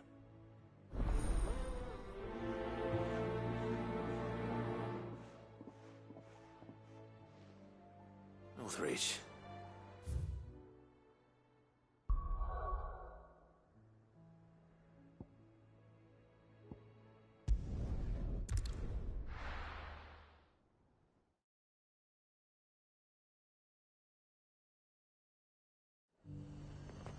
Nazaire might at least have mentioned where in Northreach he'd be testing this recruit. I'm nervous. Well met, Cid. This is the initiate. Ember, present yourself. At your service, Master. Please, just Cid. There are no masters here. Your life is your own. Oh, of course. Thank you, Cid. The sergeant says you'll be evaluating me at my trial. To become a scout, yes. You are aware of the dangers inherent in that role. I am. But I swore I'd face them. Just like the man who saved my life. And who would that be? Gav. It was him who found me and freed me. No magic, no support, just one man and his nose. Came and sniffed me out. It taught me what one man can do if he puts his mind to it. And I've been training ever since, so that one day I can be someone's saviour, just like Gav was mine. I'm sure he'd be flattered. You clearly have good intentions, Ember. And it sounds like you're under no illusions. Stick to this path and you'll make a fine Cursebreaker. So, what? Have I passed? You haven't even started yet. Now listen.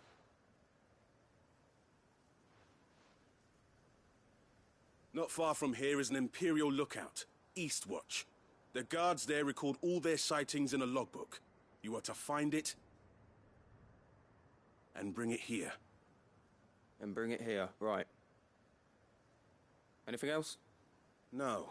Sneaking into a heavily guarded Imperial outpost and stealing the logbook would be quite sufficient. You'll need to assess the situation, determine a point of entry, create a distraction and effect an escape, all without being discovered and thrown into an Imperial oubliette. Ember, Gav isn't our best scout because he can do everything. It's essential that you know your limits. Know my limits, right. I won't let you down.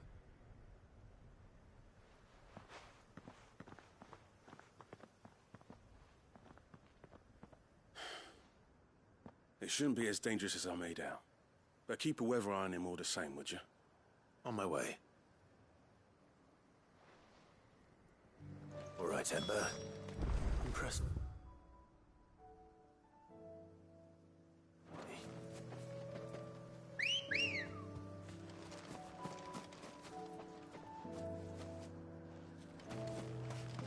Good girl.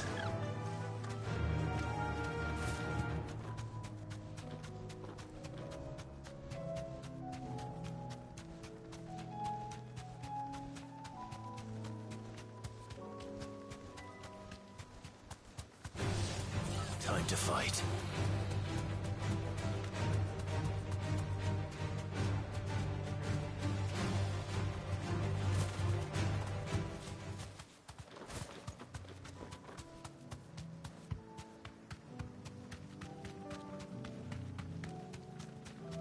These are clean kills. Perhaps young Ember really is ready. maybe not.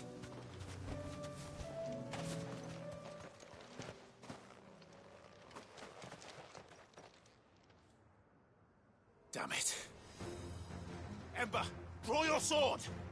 I can't! Then run! If you want him, you'll have to go through me.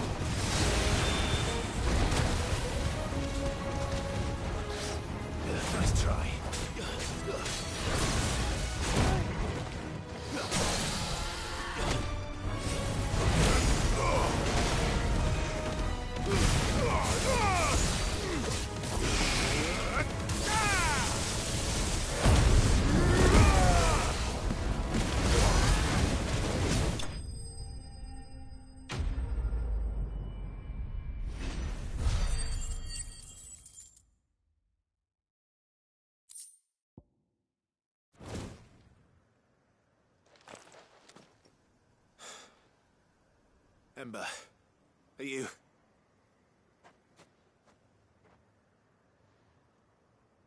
gone? Of course. Scouts really are a rare breed. Back to Northreach it is then.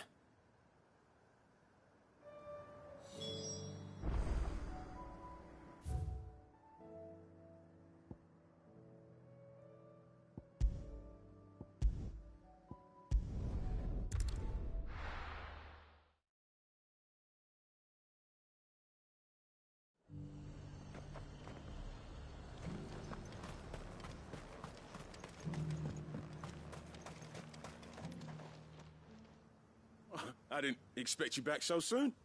Where is Ember? How did he fare? I thought I'd find him with you. He must have fled.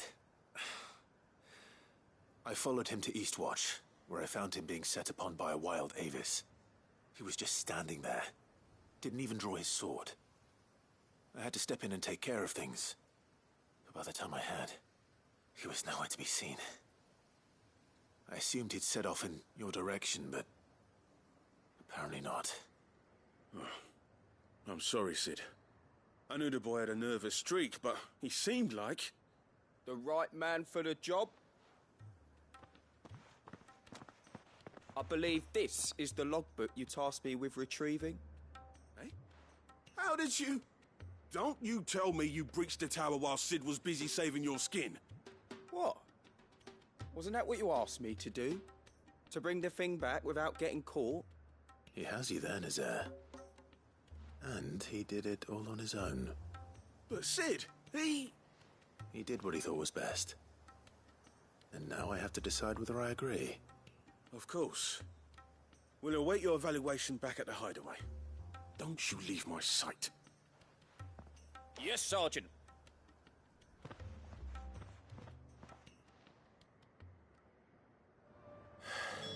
This won't be an easy decision.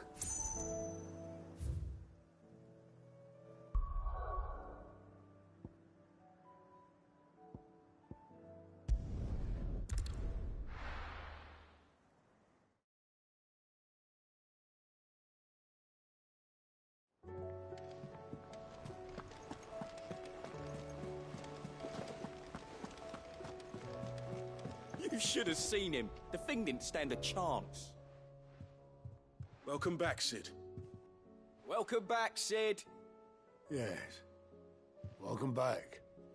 Trip wasn't too much of a pain in the arse, I hope. Truth be told, it was me who suggested roping you in to help with the trial. But from what I hear, things didn't go quite as planned. No, they most certainly did not.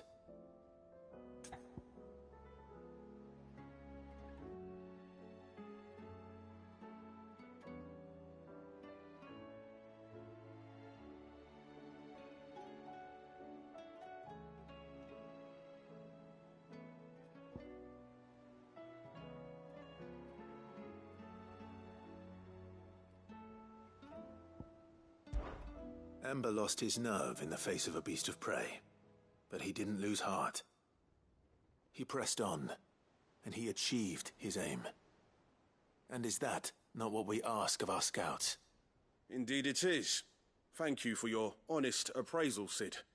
The fact remains, however, that Ember will not always have a battle-hardened warrior on hand to pluck him from the jaws of peril. All I have gleaned from this trial is that without someone watching his back, Ember is little more than a liability. Wait, Sergeant. Ember still has much to learn, it's true. And this time he was found wanting. But I'd say he's due a second chance, nonetheless. After all, he did do as you asked. With a bit of hard work, any hand can be made to hold a blade, and any mind can conquer its fears. But a scout's nose is different. You've either got one, or you ain't. And by sniffing out that log, young Ember here has shown he has a conch and a half. Wouldn't do to waste it now, would it? Fine. One more chance. I'll do whatever you ask. I'll spend my days and nights in the pit if I have to. I'll show you. Just you wait. Daft as a brush, that one. But his heart's in the right place. Just like someone else we know. And if you ask me, we've been leaning on him for far too long. That time the Cursebreakers took some of the weight off his shoulders, I reckon. It couldn't hurt. Just don't tell Gav I said so, will you? I won't have him thinking he's been hard done by. Next thing you know, he'll be asking for a day off. Chance would be a fine thing. Back to work. Forgive me, Cid. This did not play out as I expected. Things really do these days. But that's why we need men like Ember more than ever. Men who can make the best out of a bad situation. Remember that. I will, Cid. Thank you.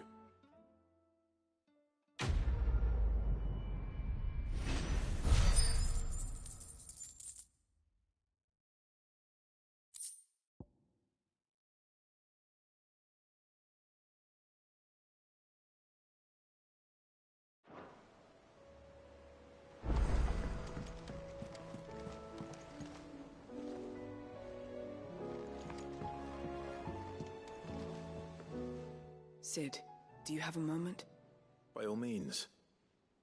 It's my old master. Seems there's no escaping her. She found some way to send me a letter. And something else. Records from a Waluda prison. Seems they were keeping a lot of bearers there. How did she come by such a thing? Finding bearers always was her strong point. And it seems the cells of Balmung Dark are full of them. Foreign captives, the masterless. Bearers no one would miss. And even better for her, bearers with no one to look after them.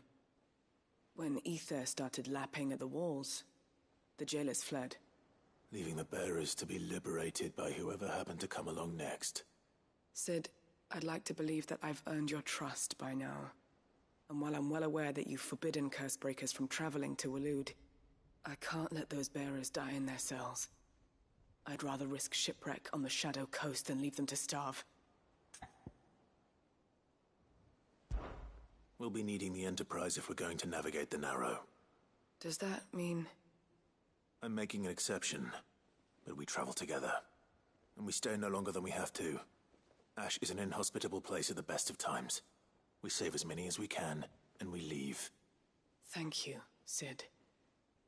There was a name in the prison register. A name from my past. Chadwick. Another of my former master's protégés. A gifted soldier, and the closest thing I had to family. The thought of him held captive in that place. He must be very important to you. He was. Is. Then we find him. The entrance to the prison lies in the shadow of Ravenwit Walls, just beyond the portcullis. We should head there as quickly as we can. I only pray there are still bearers alive to save. As do I, Doris.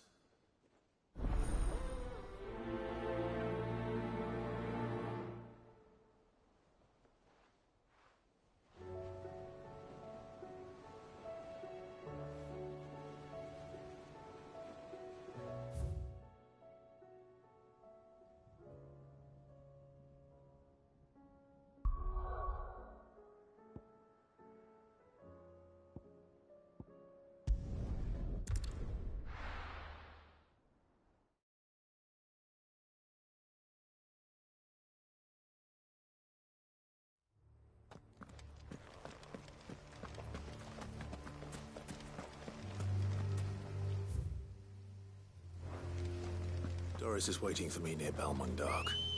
The longer she's out in the open, the more likely she is to be found by Akashic. I need to hurry.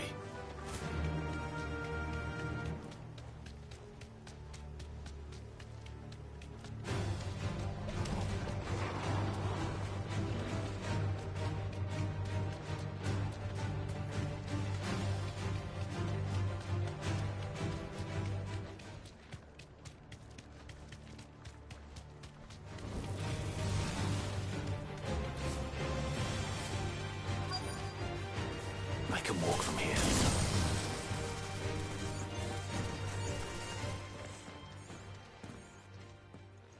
There were no guards, I take it. None manning the gates, no. It's a different story inside, though. The corridors are crawling with Akashic. Most likely guards left behind when the Wardens ran.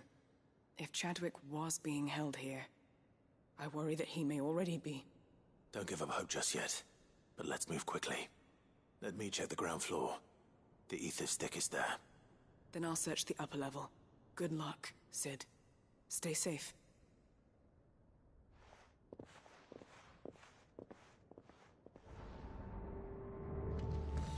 Just how bad are the floods inside the walls? Bad enough to turn a bearer? I hope not. We're risking a lot just being here.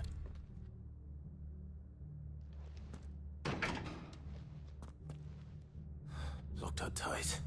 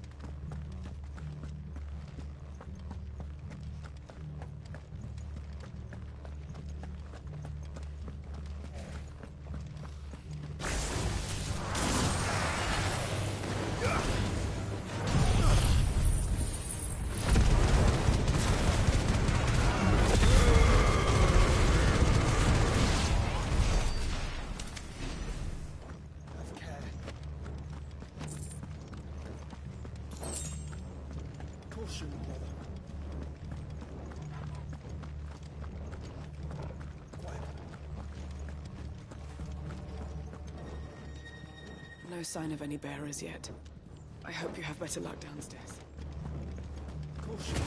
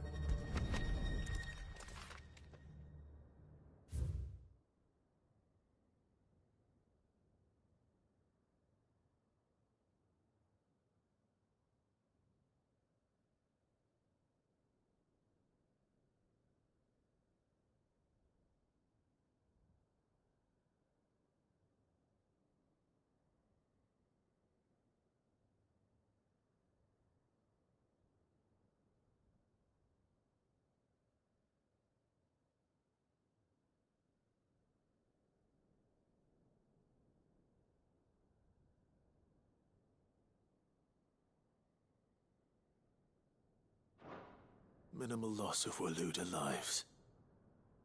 And what happens when they run out of bearers? Even the Imperials take better care of their branded than that.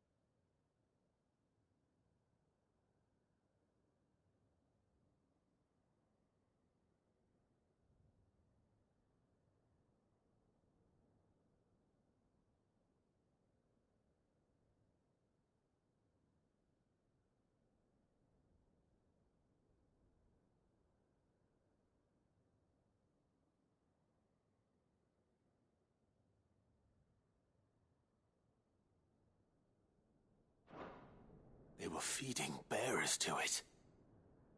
This is even worse than I'd feared.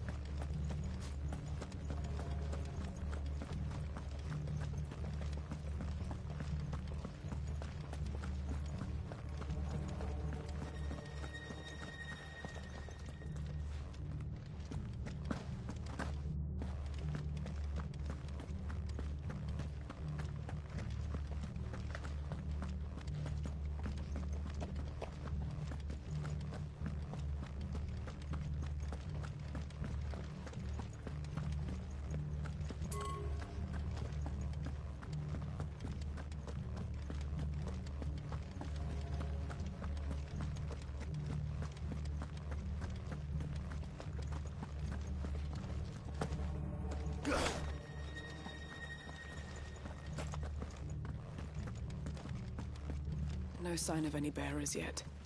I hope you have better luck downstairs.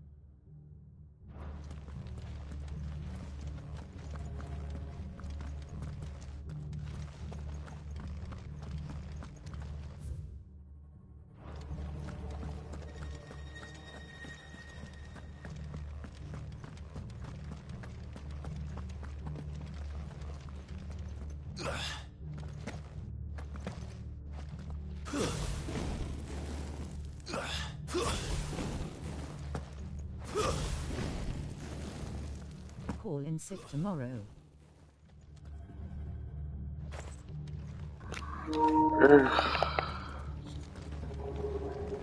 I wish I could.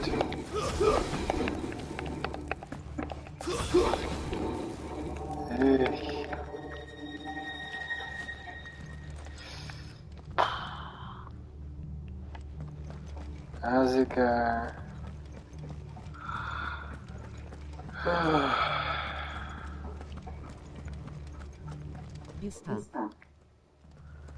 Well, kind of. I can't figure out how to get into the center.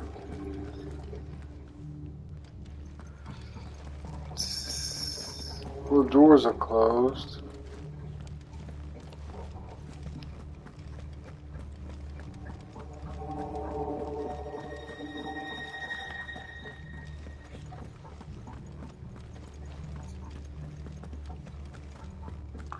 Apparently that's where I need to go though.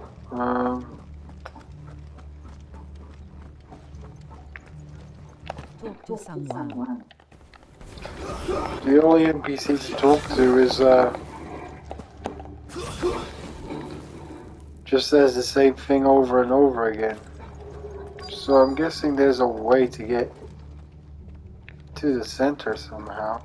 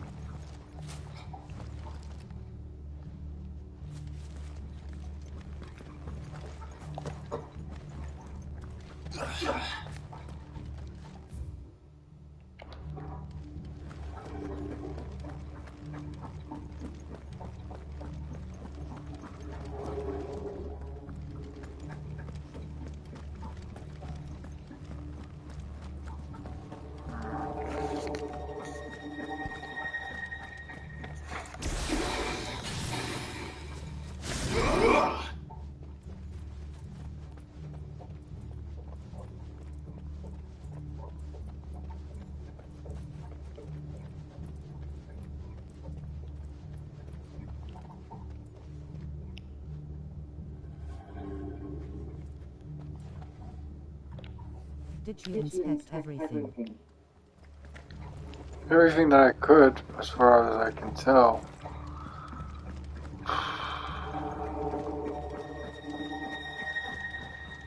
Maybe there's a switch somewhere?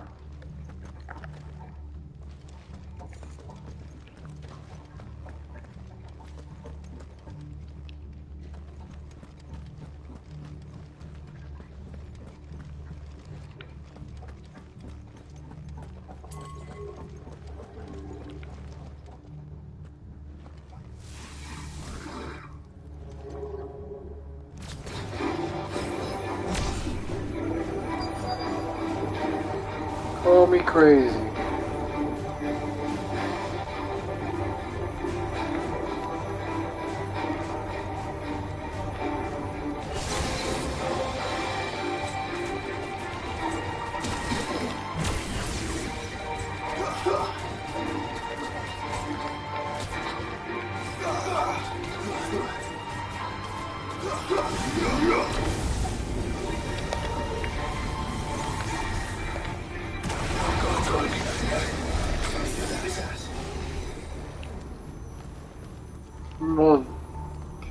It was risky, but I thought I'd give it a shot. Alright. So that's not the answer.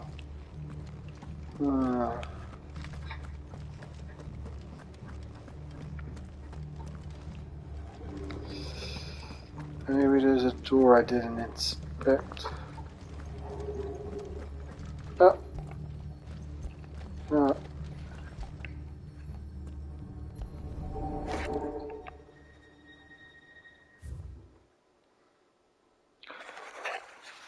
This facility visit for the team repairs.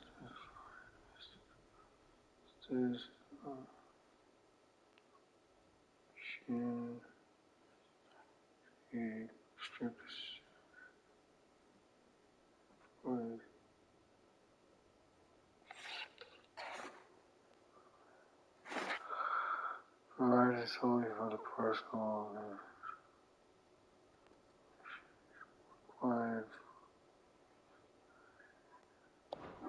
So this place was no ordinary prison. And I doubt they'll have taken the creature with them when they fled.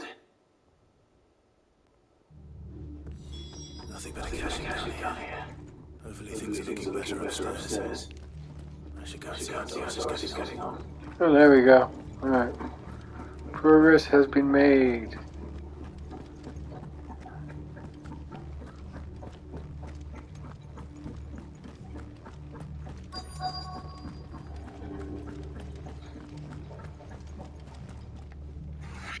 Well done.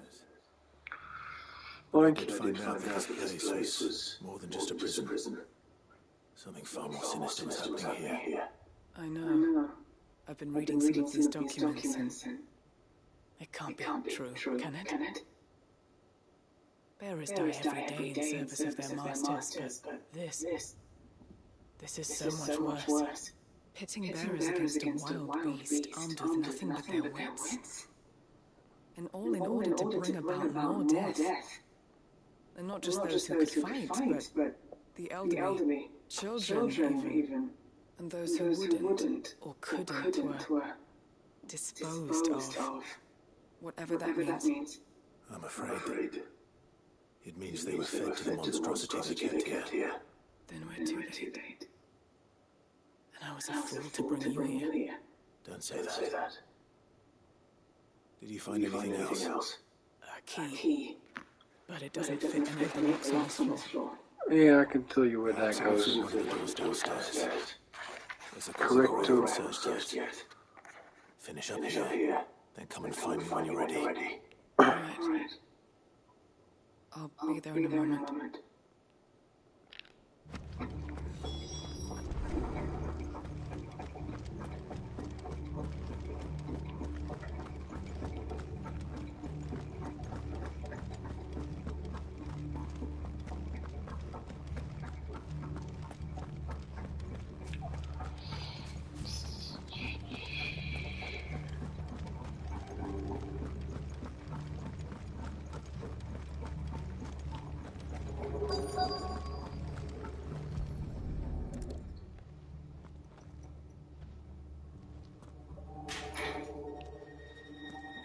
See how we can find out here.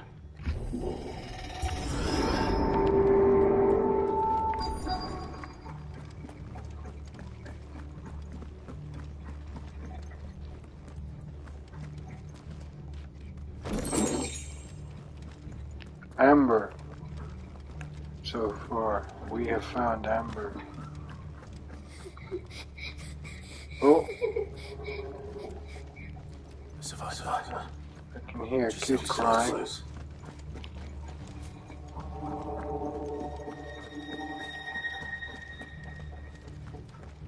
Hey, kid. Who are you? There's no need to be afraid. Are you alone? Are there any other survivors? Some of them are gone. They're still here. But something's wrong with them. Everyone else was eaten by the monster. Of course they were. Thank the Founder. It was worth our coming. but I'd rather we didn't linger. Are you ready? Ready when you are. You poor thing. You must have been terrified. Dad sent you. What? He fought the monster. Distracted it so I could get away. He must have sent you. He promised to free the others too. Where is he? He opened himself, didn't he? He wouldn't be here otherwise. Chadwick. Was that? Yeah. Monsters back.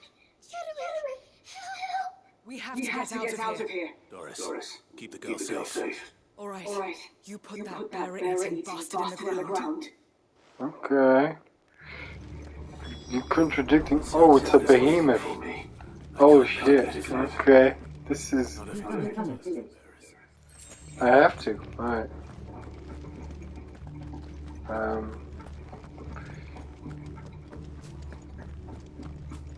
That's why I'm here. Alright.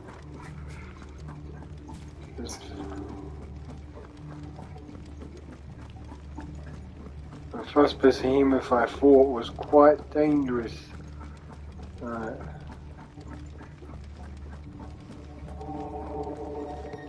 And how do I get in there though?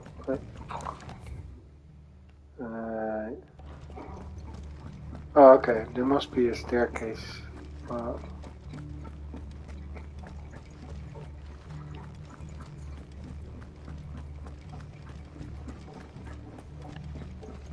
Then I can't get to. Back. Back? Back.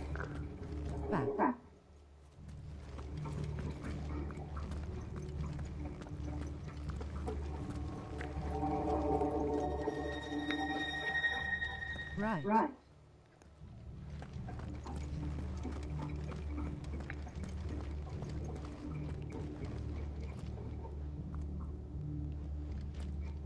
Because of the delay, I don't really know. Oh, okay. Alright. Like you, huh? Alright. If this is anything like the last one I killed, I thought this is gonna be hard.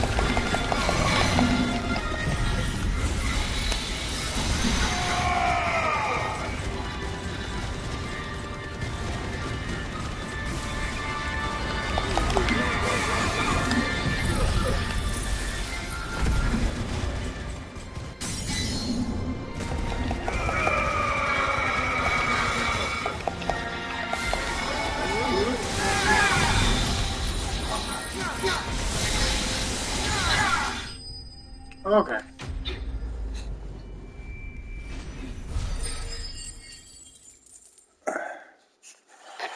You died a lot faster than I expected, actually. Really shocked. Easy. Yeah. I guess because he's just a haunt mark, he wasn't as strong. Ugh. Finally. Sid, are you hurt? I'm fine. I think. Well, maybe I'm too strong. No.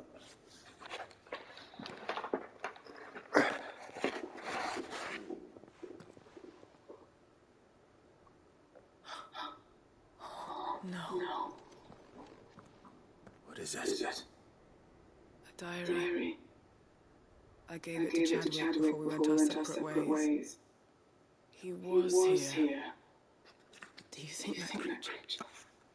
I'm sure he fought bravely to the last. I'm gonna love you and leave you. Alright, take care. Alright. Chadwick. You fool. See you soon, bro. Alright, peace. We have to get her back to the hideaway.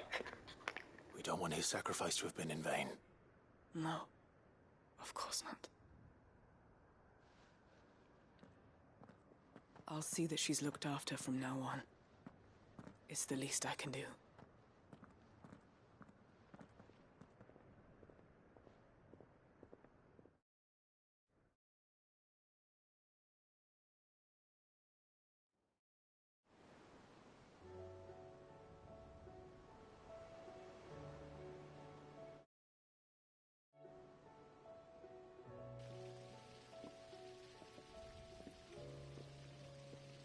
From what I hear, you've barely left the girl's side in days.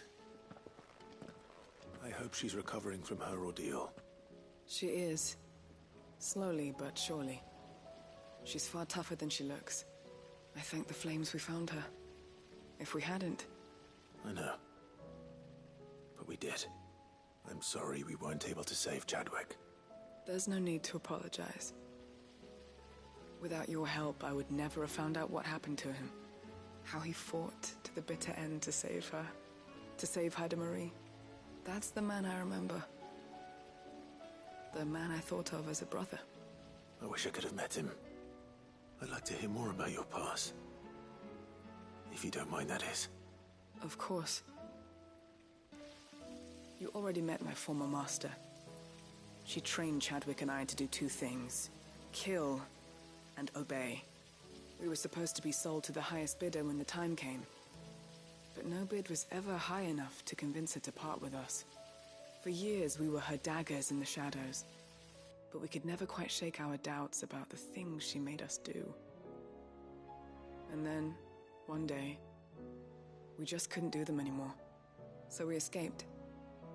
But staying together was out of the question. They would have found us too easily. After so many years of training, the pull to serve was always strong. It scared me to think he might have taken another master, become a dagger in someone else's hand. But even in captivity, the battles he fought were his own. And he died not as someone's tool, but as a hero.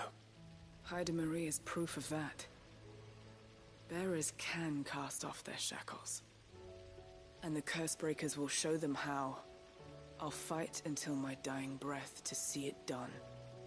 For Chadwick, and for all of us. Thank you, Doris. We'll be counting on you.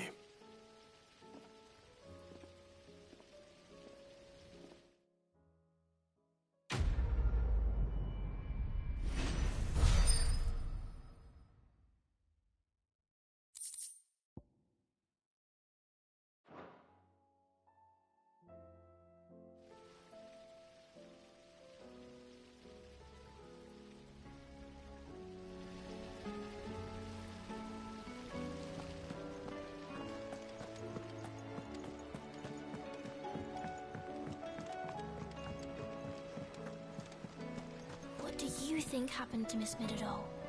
I heard she was getting...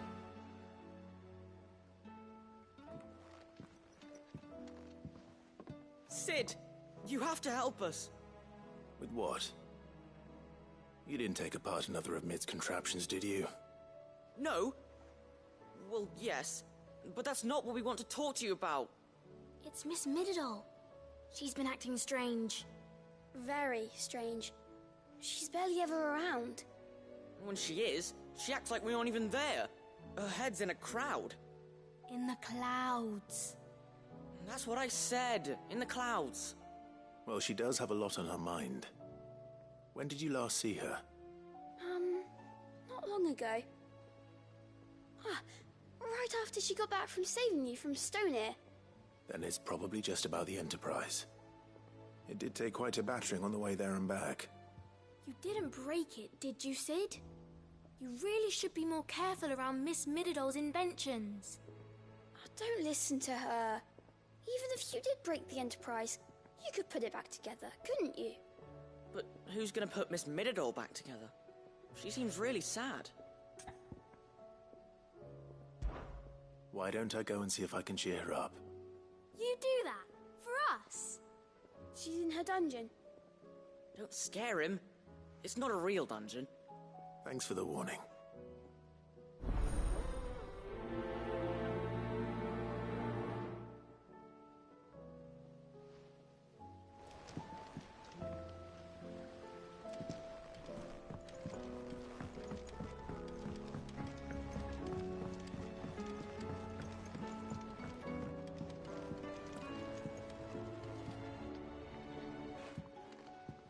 Mid, if you have a... That's it! I knew it! The answer was right here under my arse all along! If this doesn't steer to the skies, nothing will! To the skies? You aren't trying to give the Enterprise wings, are you? What else would I be doing? The children seem to think you're avoiding them. They're worried about you. Is this really so important that you need to shut yourself away from everyone? The Enterprise is already the fastest ship in the realm, and that's with the sea beneath her. But what if she weren't bound to the waves? What if she weren't bound to anything at all? It's not fair. The gods get the skies all to themselves, so I'm gonna do something about it. The Fallen had their chance, but they relied too much on magic. And see where that got them? But not me. I've discovered how to do it without. Well, almost. First I need to make a prototype. And is that a one-woman job? Are you volunteering? I'll have you know the Enterprise is my baby. But if a godfather's offering to lend a hand, I'd be happy to take it. First, I'll need oil, and not just some old drippings from Miss Molly's spits in the Tub and Crown.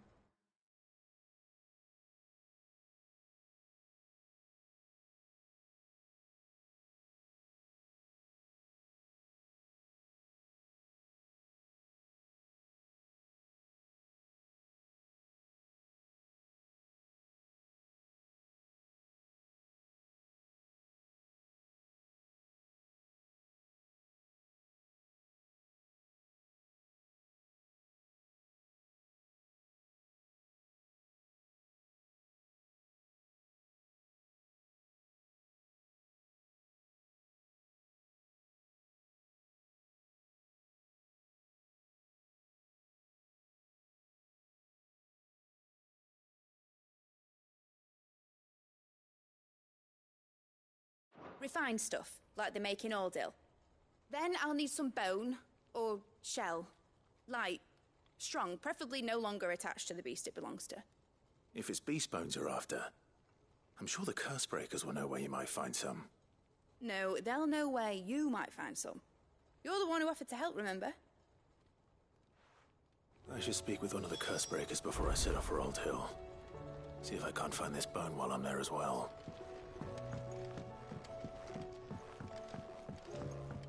Has Midadol mentioned a new project yet?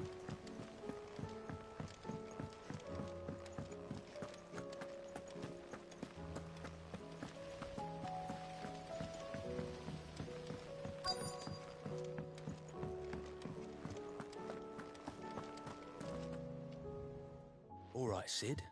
Come to buy us around, have you? Only if you earn it. Mid needs a piece of light but durable bone for her next project.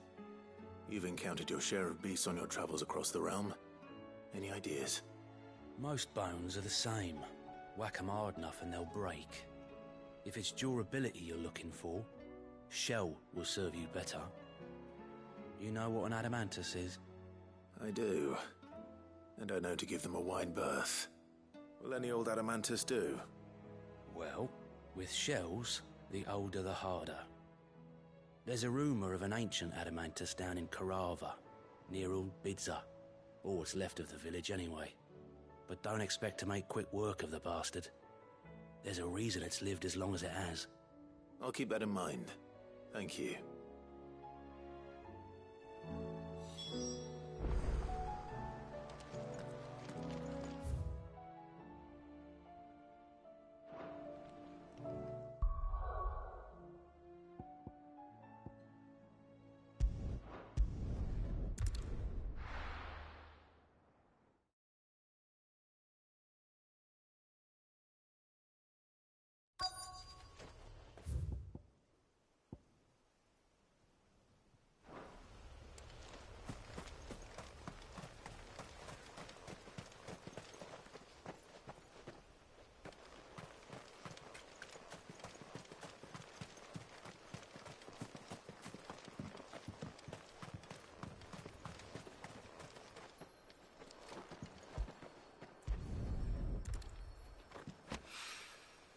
Mid's oil.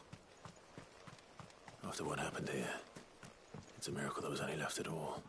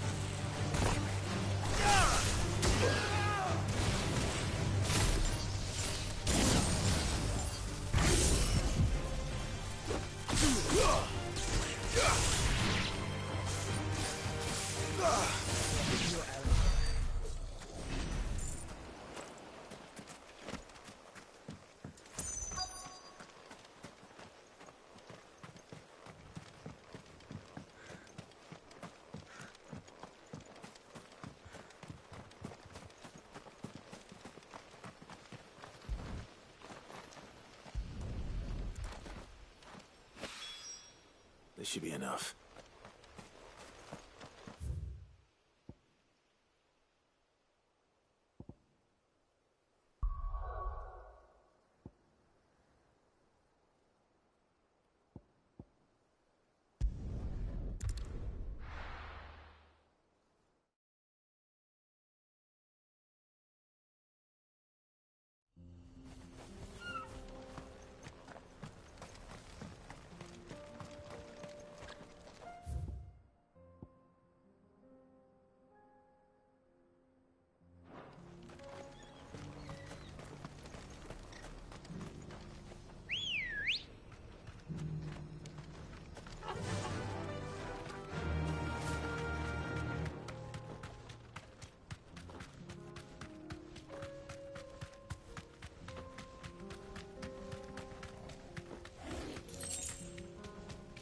Brother. No holding back. Here we are again. Carava. If you were a tortoise, Torgor, where would you hide?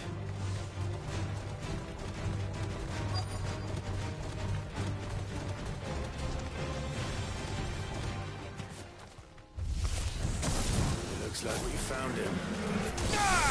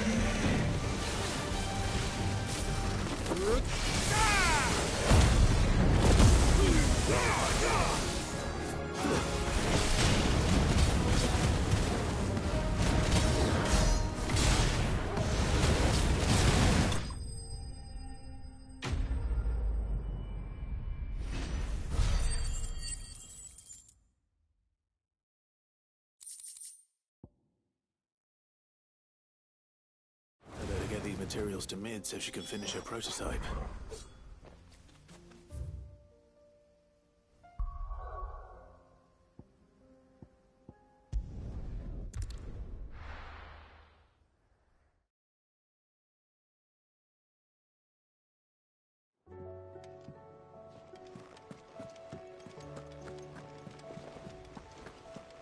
There's something about it.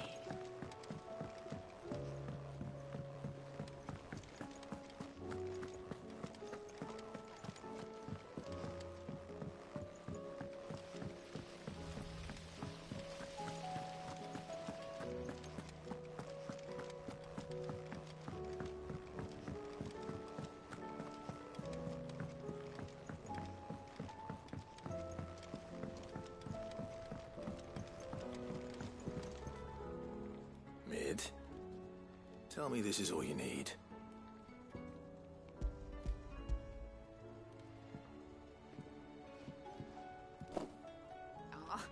You make it sound like I asked you to save the world or something.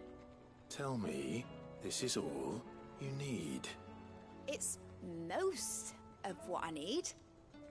After you left, I went over the figures again, and I realised I'd forgotten a 1 and a 0. And a cogwheel. Just a tiny one. Though, that's the problem. Gears that small are a bastard to make, and I may have lost the one Blackthorn spent a fortnight toiling over. wait. The children. When they took apart your scales, there was a tiny brass gear. Now that I think about it, they didn't use it when we put the scales back together. The young'uns? But why would the... You know what? I don't want to know. I'll keep working on the model. You go and find that cog.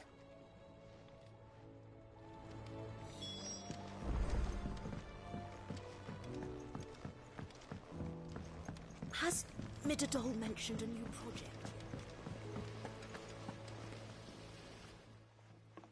Sid! Is Mid still hiding from us? She wasn't hiding. She's fine. She's just busy working on her next project. A new invention? What is it? What is it? Is it an airship? I bet it's an airship! Do you think she'll let us help? That just so happens to be why I'm here. She needs something special, something only you three can provide.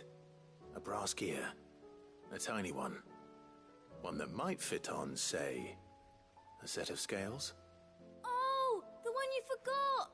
We remember! We saved it, just in case. It's in the bag of bits. Since your lesson, we've been disassembling, then reassembling everything we can find.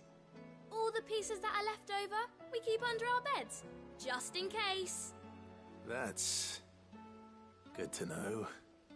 Look! I found it!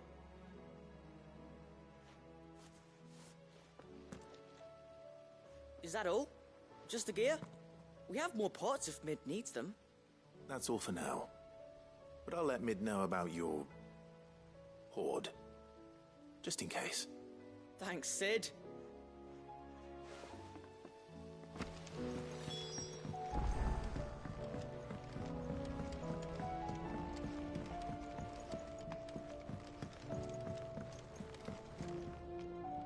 Well, did they have it?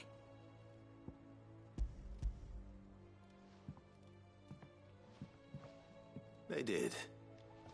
And they kept it somewhere nice and safe. Will it work? Will it work? He's perfect! You're a genius, Clive. What exactly are you going to use it for? Only the most important job of all. The wings aren't going to move on their own. But with the right cog in the right place... Well, you just wait and see.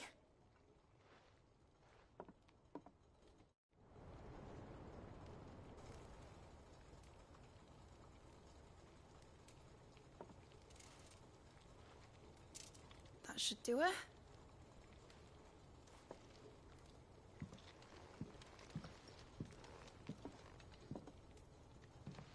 Here goes nothing.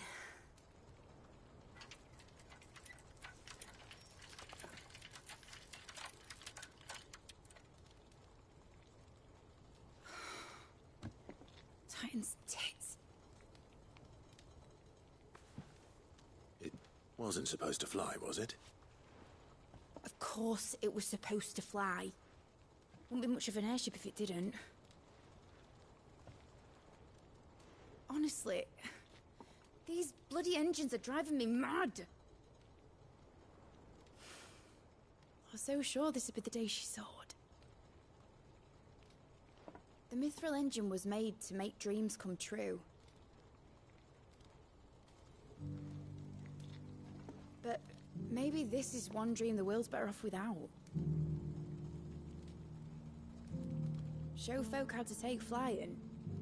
It won't be long till they're raining death down on each other. People will lose their homes. Children, their mums and their dads. Like I lost mine. I'm sorry. So am I, Clive. So am I. Sorry that I have to choose.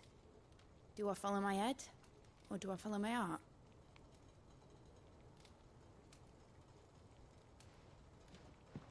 Good question.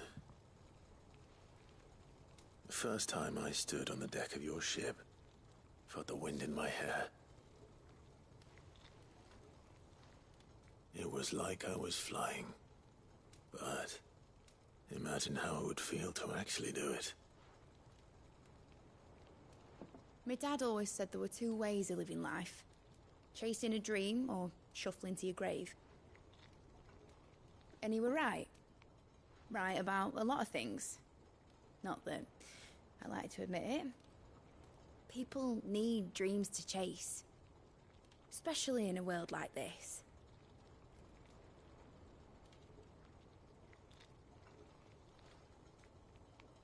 Right. When this is over, I'm gonna take all my mithril engines to Zemeckis and sling them over the edge. I won't have my dream end up turning into someone else's nightmare. But all that hard work... All that hard work will not be used for war, Jamie. But it isn't like it'll be gone. Tell me, Clive, have you ever been on a treasure hunt? Not since Joshua and I were boys. Why do you ask? Because I'm gonna bury the engine schematics and leave behind a little riddle telling people where to find them. A really hard one, so that only the most dedicated dreamers will ever be able to work it out.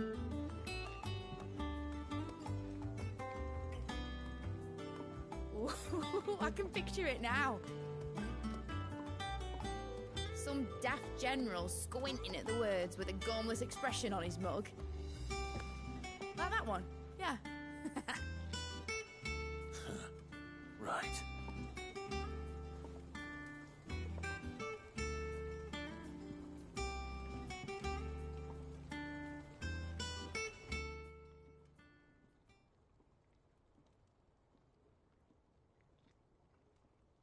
Of course, if I'm putting this engine at the end of a treasure hunt, I'll still need to make it a treasure worth hunting for. Won't be much of a prize if it couldn't even make a toy boat fly after all. My dad always said, dream big. But it isn't the size of a dream that's important, is it, Clive? Only that it's a good one. And I reckon I've got a fair few good uns left in me. I'm sure you do.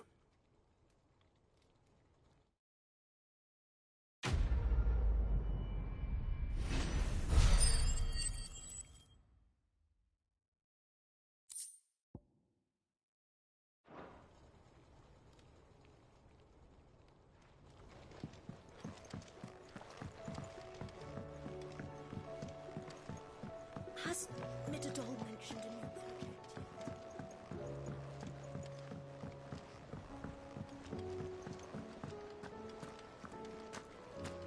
I will not let them be forgotten.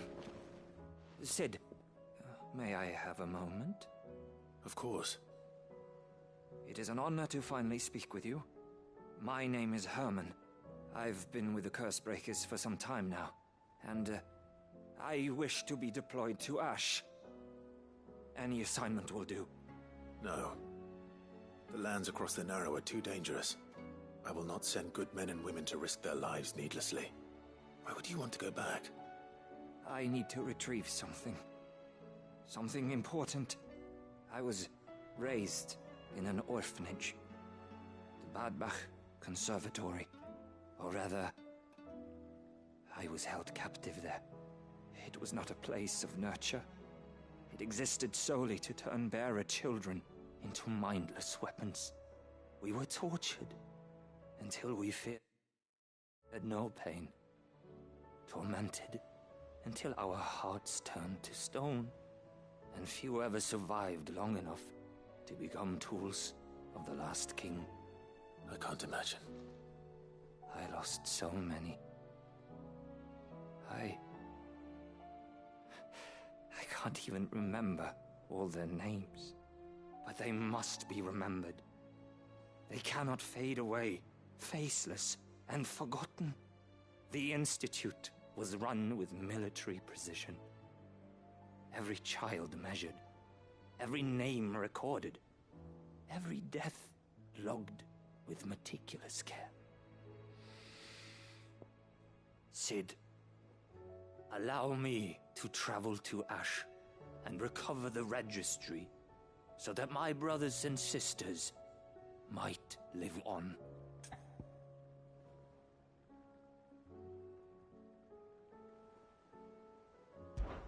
You were a good friend, Herman. But the fact remains that Ash is simply too dangerous. Cid, please. Even should it cost me my life. Too dangerous for you, Herman. But not for me. I'll go to Bad Bach and find the registry. You will? I won't let you risk your life. I don't know how to thank you. You can start by telling me where I'll find this orphanage. Vie de Grace. Hidden in a forest, overlooking the plains. All right. I'll see what I can find there. May the mothers guide you.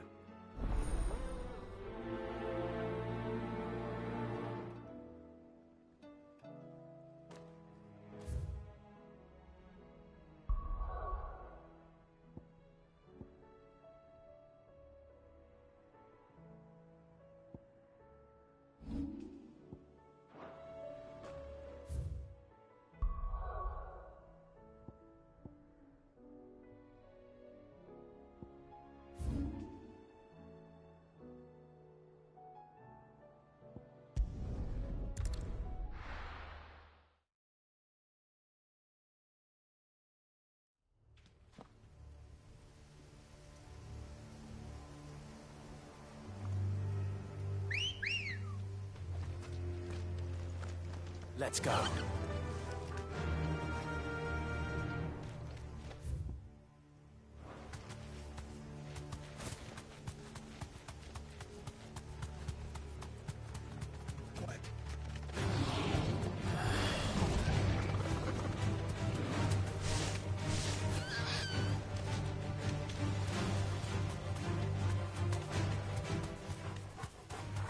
All right.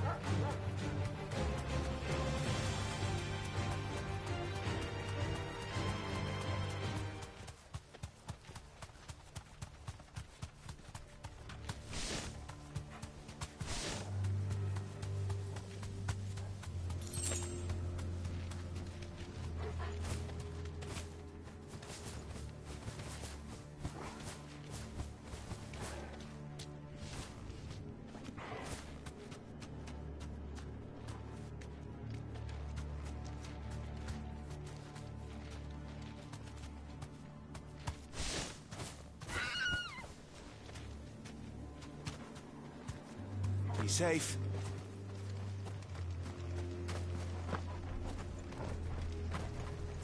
This must be the orphanage. Hopefully the registry is still here.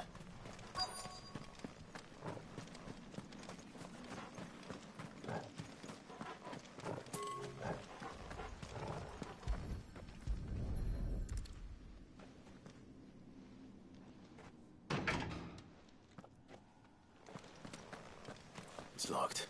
I should look around some more before I start breaking down doors.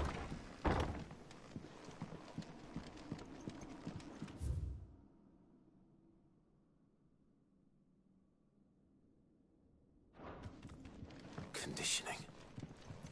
This is nothing.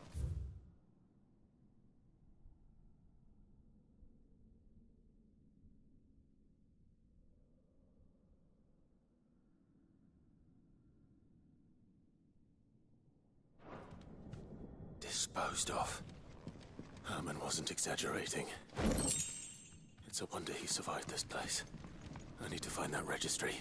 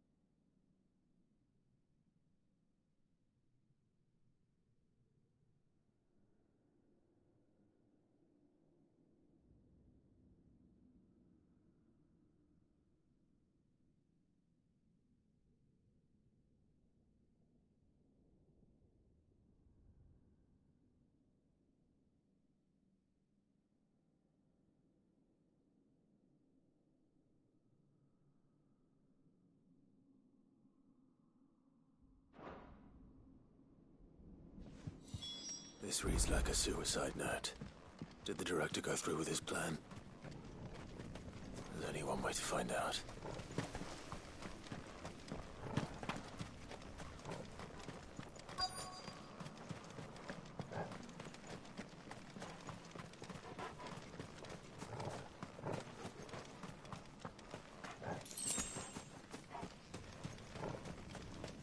A forked white tree. This must be the place.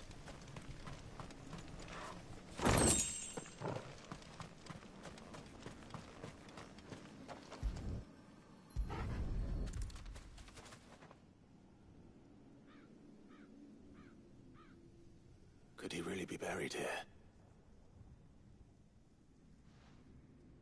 There's something hidden among the roots. Let's see.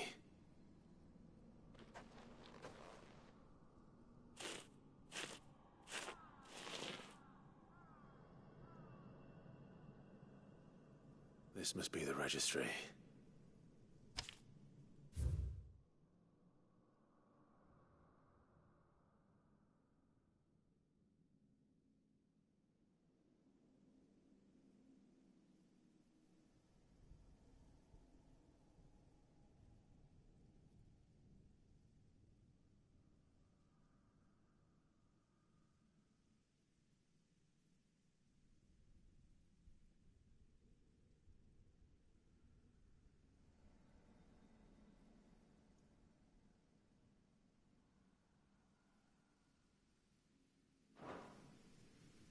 So many names. This place was a slaughterhouse. And where is the architect of all this misery?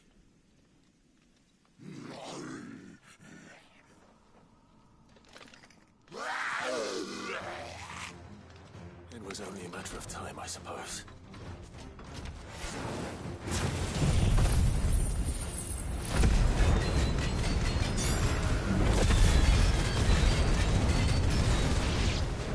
This place is cursed.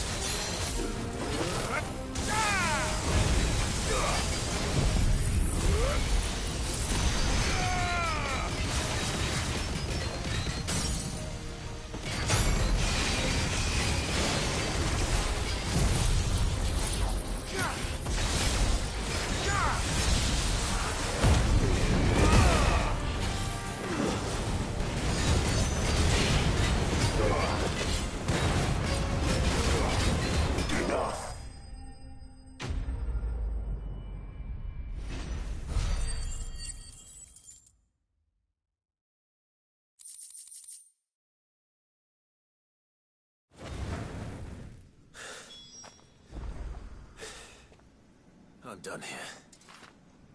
Let's get the registry back to Herman.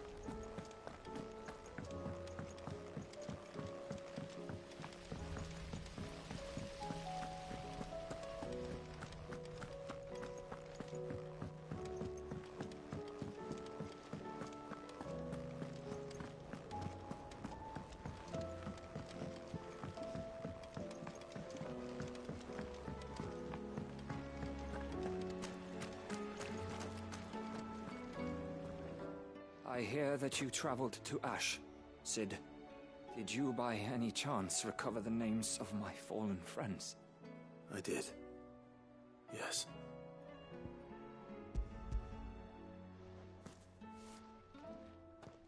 If I may? The bearer registry.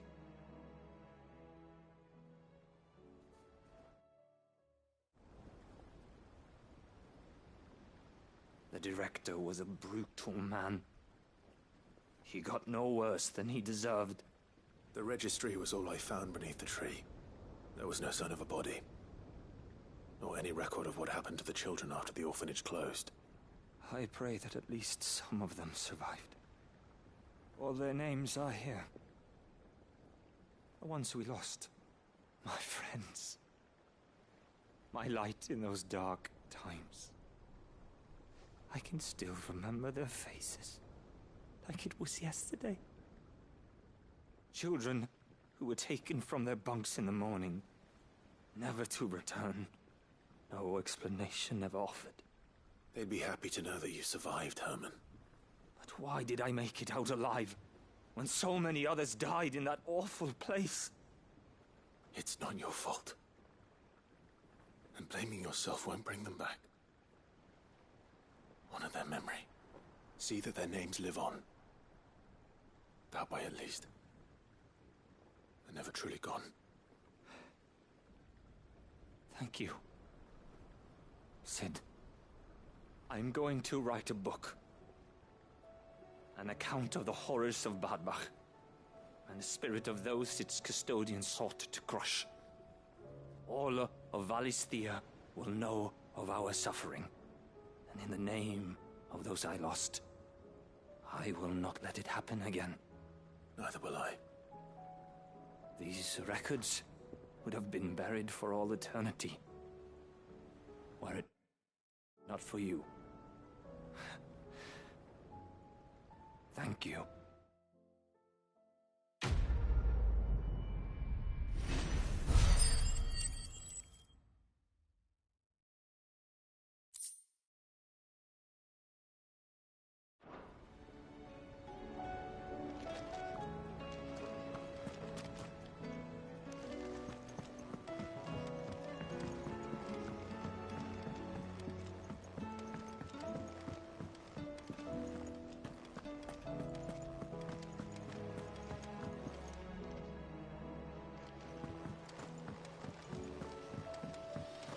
It'll tell us about his adventures in Ash.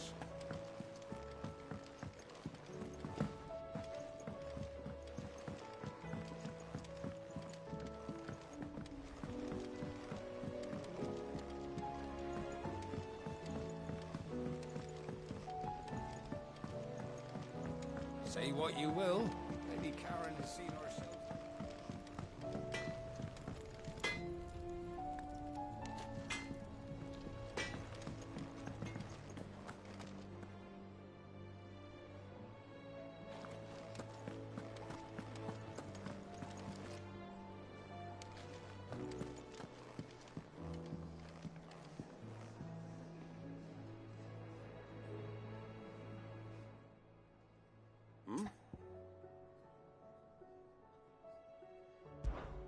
Clive, my boy! Rutherford informs me that we owe you our thanks. Hadn't intended for you to get involved, but such are the times we live in, huh? I would have done the same for anyone else. You're far too modest, Clive. You'd make a terrible nobleman. But tell me, is the realm truly in as dire a state as Rutherford suggests? From what little I saw, you were right to be worried. I suppose I should have expected the worst. But I was rather hoping the great and good of the realm might have things a little more under control. Alas, it seems that firm leadership is in short supply these days, and without it, the people are bound to lose their way. We must move quickly. But where do we start? True, the challenges that face us are many. But in my estimation, there are two key areas to be addressed before any other. The realm's armies and her larders. As you've seen firsthand, it's every man and woman for themselves out there. Certain cities have banded together to try and maintain some semblance of order, yes? But such cases are few and far between. And yet, the only remedy for the chaos that faces us is unity. A unity that transcends even the borders laid down by our ancestors. In short, if Storm does not stand together, she will fall apart. But how would one even begin to unite the realm? The armies, my boy. As I told you already, we begin by restoring order among the ranks of those sworn to maintain it. Sadly, I doubt I could convince even the lowliest gaggle of privates to dig a latrine together. But I do know someone the High Commanders have been known to listen to on occasion. Field Marshal Eugen Havel. I thought he was retired. He was, until an Akashic army tore through Randalar and killed most of the rank and file. There is no man alive more capable. Literally. And as luck would have it, I've already spoken with him on the matter. Of course you have. And he's agreed to help. On one condition. That he first speaks with you personally. Havel has always been a man of frustratingly rigid principle, and he has certain qualms about clasping arms with, well, with an outlaw. I extolled your many virtues as best I could, of course, but the old goat was adamant that he be allowed to appraise you in person. You don't mind, do you, my boy? Of course not. As long as chaos reigns, we will never build a better world. I'll do whatever it takes. And if the Field Marshal wishes to speak with me in person, then so be it. That's the spirit. I'll leave for Randalar at once. Would you send a Stolas? Of course. Rutherford is already in the Dhalmekian capital. I'll have him tell Havel to expect you forthwith. Excellent. Thank you, Uncle. No, thank you, Clive.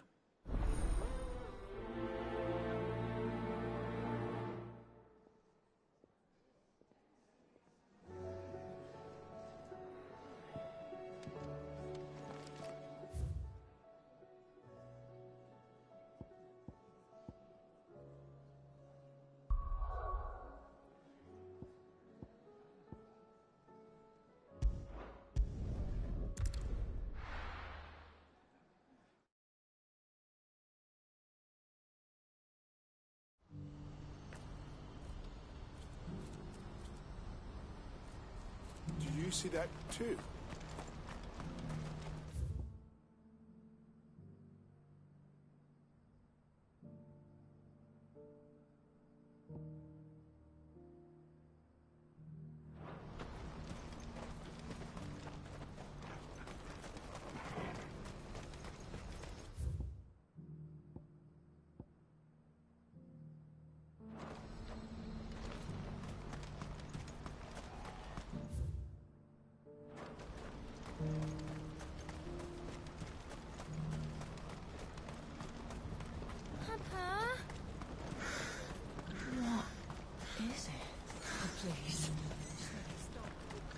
Scared. Nothing good's gonna come of this, I'm telling you.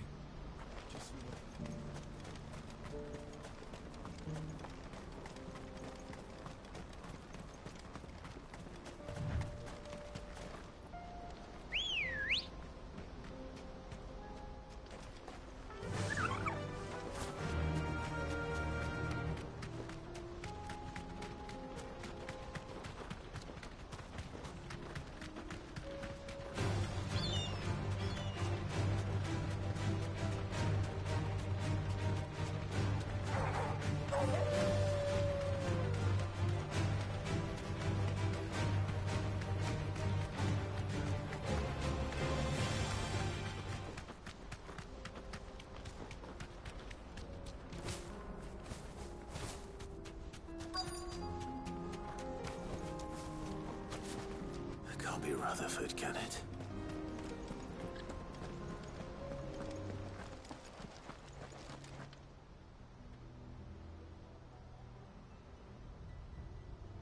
Turncoats and cowards, the lot of you! If it's a fight you want, it's a fight you shall have! Allow me. I don't need your... Please, Field Marshal, oblige him. This won't take long. You're right. It won't. Men, finish him.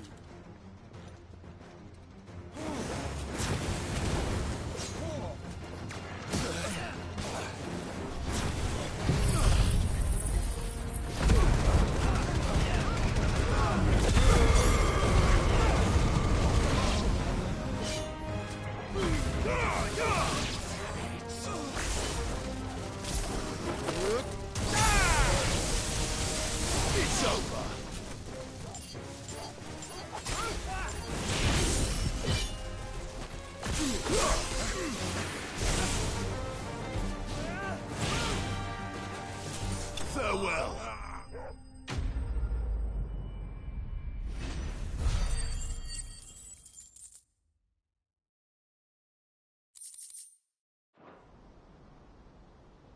A little longer than I'd have liked.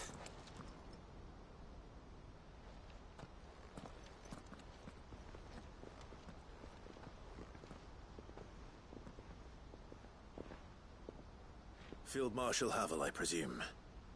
Are either of you injured? No, my lord. You arrived just as our escort turned on us. Fucking traitors. I'd heard reports of soldiers in the outlying regions abandoning the oaths they swore. But I hadn't thought the corruption had reached so close to the heart of the Republic. It's a fucking disgrace. Your interfering old bastard of an uncle tried to warn me, of course. My lord Marquis. Or is Sid the Outlaw more to your liking? Call me what you want. It doesn't change who I am, or the urgency of the message I bring. My uncle has a plan to right the realm, and he needs your help to see it through. Before I agree to anything, I'd have you answer one question. What do you stand to gain from all this? I won't deny that I might benefit from further chaos. But I seek a new beginning for all of us. And while the choices I've made may not always have been the right ones, I know I made them for the right reasons. For so long, so many of us have been told how we could live, how we could die, when it should have been our decision all along. Now we have a chance to put things right. But in order to take it, we must stand together. Even if it be beside those with whom we don't see eye to eye.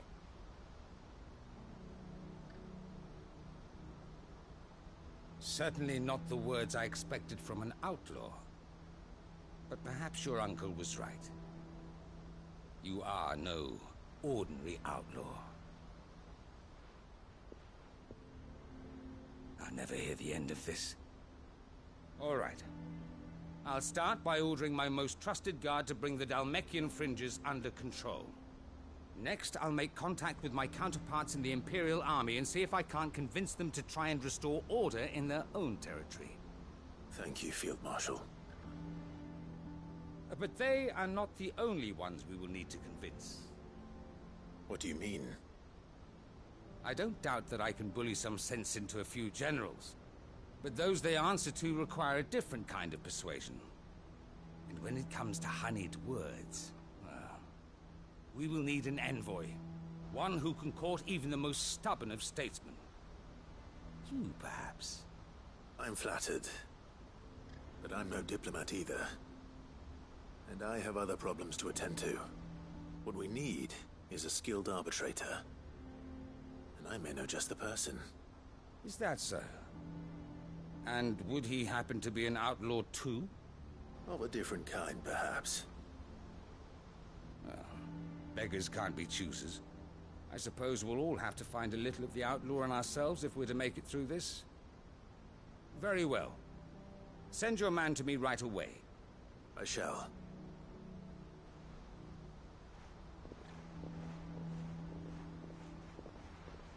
My Lord Marquis. Your Lord Uncle bade me escort the Field Marshal to his manor in Port Isolde. And I will see that my associate joins you there. Very good, my lord.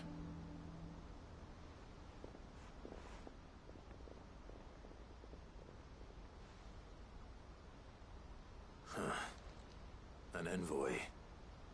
I'm not sure I'm the man to talk anyone round. I can barely convince my brother to take his medicine. No. This is a job for someone with experience. Someone like Quentin. I hope I can convince him at least.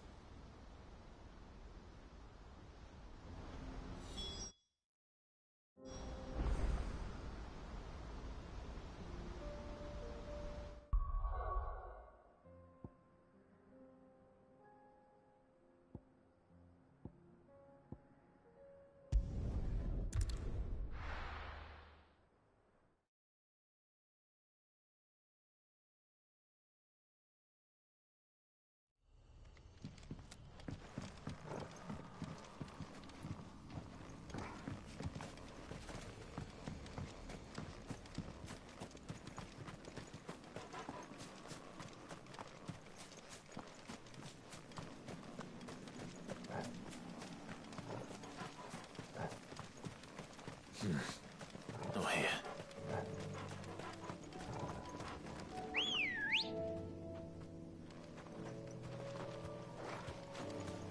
Come on.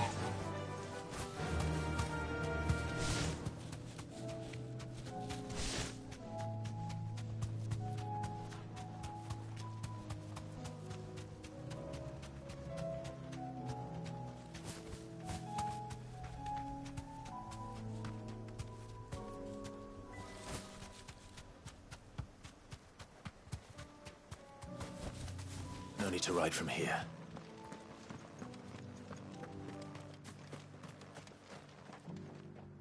Quentin, I have a proposal for you.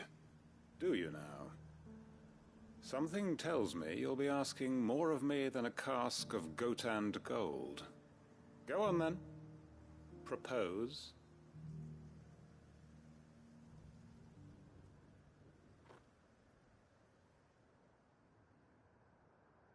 You'd have me convince the chiefs and chamberlains of the realm that they should simply swallow their pride and do the one thing that has proved impossible for thousands of years. Was there anything else? Perhaps I can fetch you a meat pie as well. I know it's a lot to ask, but I can think of none better suited to the role. And you'd have me give up what little I have left to do it. I told you, Clive. The people of Lostwing are my family, and I cannot abandon them. You'll have to find someone else. I'm sorry to hear that. So am I. And why might that be? What he's asking. How's it any different to what you've done so far? They want you to speak for those who can't speak for themselves. That's what you do best. If it's the vineyard you're worried about, we'll see that the grapes are picked and the tons filled. You know we will. It's not that. Then what is it? You said yourself we're family. Don't you trust us? You know that's not what I'm... Then what are you saying? That only we are worth saving? Why turn your back on everyone else? You convinced us we could build new lives for ourselves, and if you can do that, who's to say you couldn't convince the entire realm? A stirring argument. I fear that any rejoinder I make might fall somewhat flat by comparison. So you'll join us? Where do you need me? Field Marshal Havel will want to speak with you in person. He's currently in Port Isolde. I can arrange for a party of Cursebreakers to accompany you there. That would be very much appreciated. I hear the roads are far from safe these days. Hopefully not for long. My uncle will want to know that his plan is taking shape.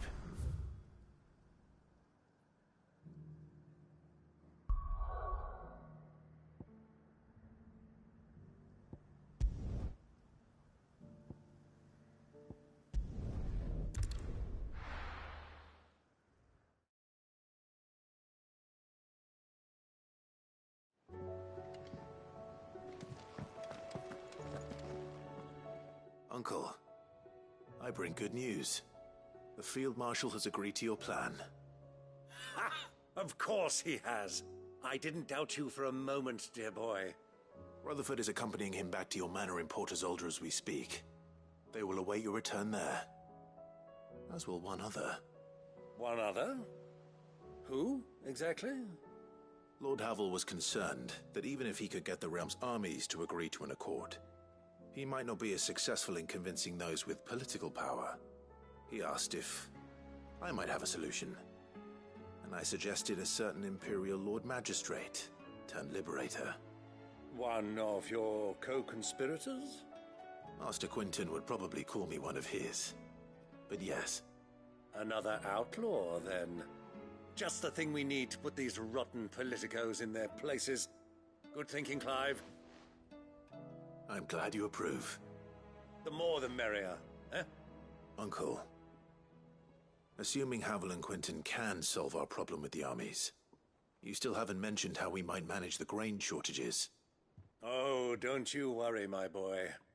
The 7 high houses will be seeing to that. They have all agreed to make the most generous of donations. Oh, of course, it did take a little persuasion, but luckily I had some unexpected help. From who? Why, you, my boy. Rumor has it that you rescued the Lady Ariane's head steward Rockford from a horde of bloodthirsty bandits. It was more of a handful. Well, the old battle axe was so pleased. She had a shipload of talents delivered to my private docks by the next new moon. And when the other houses saw the parsimonious old crone's purse strings finally loosen, they as good as tripped over themselves in the rush to follow suit. I'm happy to hear it. Now, I must be getting back to the manor. Join us there at your earliest convenience, would you? Of course, Uncle.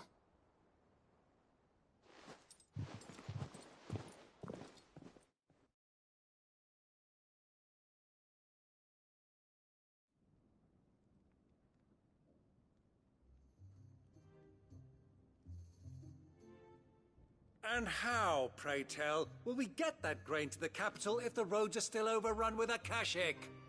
You'll find another bloody road. I only have so many men, and I'm not about to send them headlong into an ether flood. That is, unless you'd have them turn as well. Well, I'd certainly eat less. Says the man with a belly bigger than a band of curls. My soldiers actually need their rations. Without any food to keep them going, they'll be dead even before you've sent them on your fool's errand. If I may, gentlemen, perhaps I might suggest an alternative approach. Though supply routes are indeed disrupted, there is no shortage of ships. Indeed, they bob away in every bay from here to Randalar, awaiting a safe haven. Allow them to make port and fill their bellies full of grain. And once those who crowd the cities are fed, ferry the displaced back to the countryside to work the fallow fields. But I'm sure that you wish to continue your discussion. Forgive the interruption. Two such firm friends as yourselves need no help from the likes of me. Rutherford spoke fondly of the great bond between you. Us? Friends? I can't stand the man! Clive, I'm beginning to question the quality of the company you keep. And what kind of company were you expecting him to keep? The man's a criminal! Criminal? How dare you? You are not fit to breathe the same air as this fine, upstanding young gentleman. Upstanding? He calls himself Sid the Bloody Outlaw! Once more unto the breach.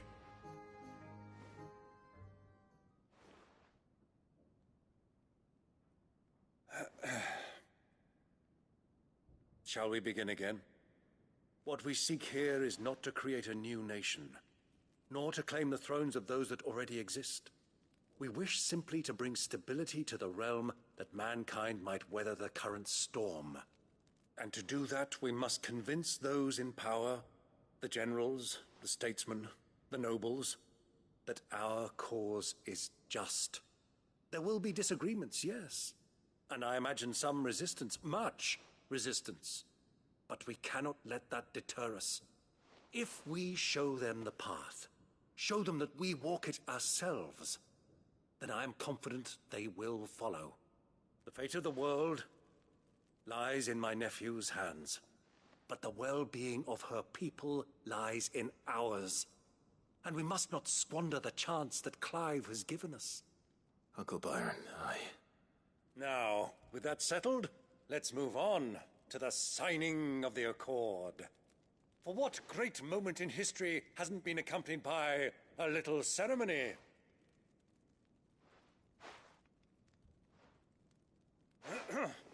Citizens of Valisthea, I present to you the Triunity. Rutherford, Mike Will.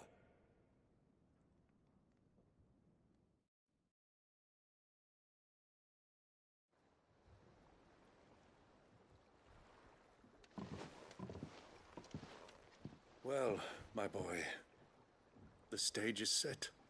That it is. This is the role you were born for. Now I ask only that you trust in the talents of your supporting cast.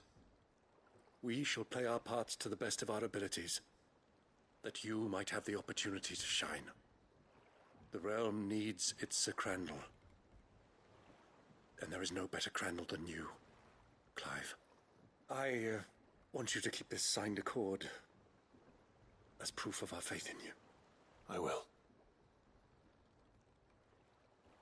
Thank you, Uncle.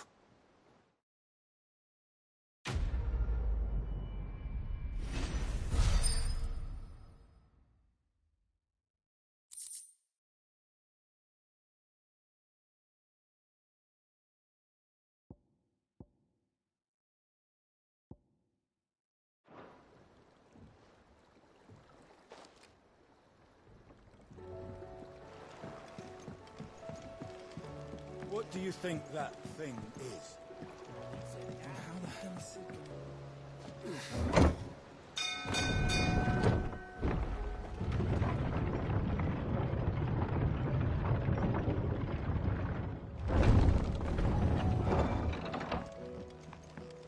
Do you think they'll come back?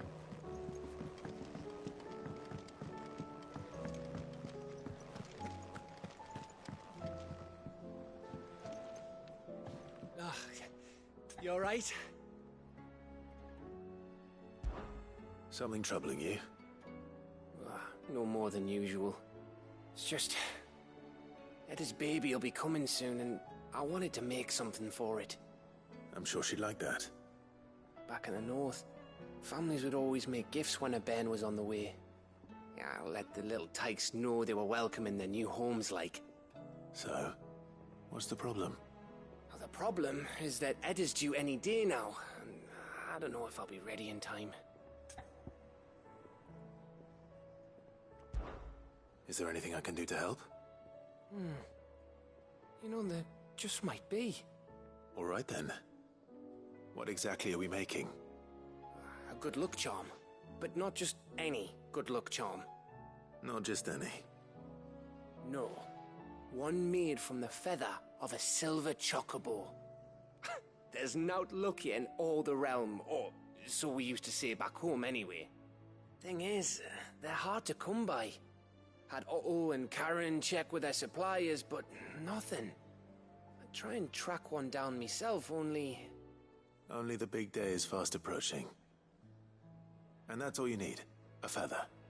That or the bird whose arse it's attached to, aye. I was gonna start by asking around with traveling traders plying the northern borders. Well, there's no shortage of those passing through Martha's. I think I might make that my first port of call. I'll let you know if I find anything.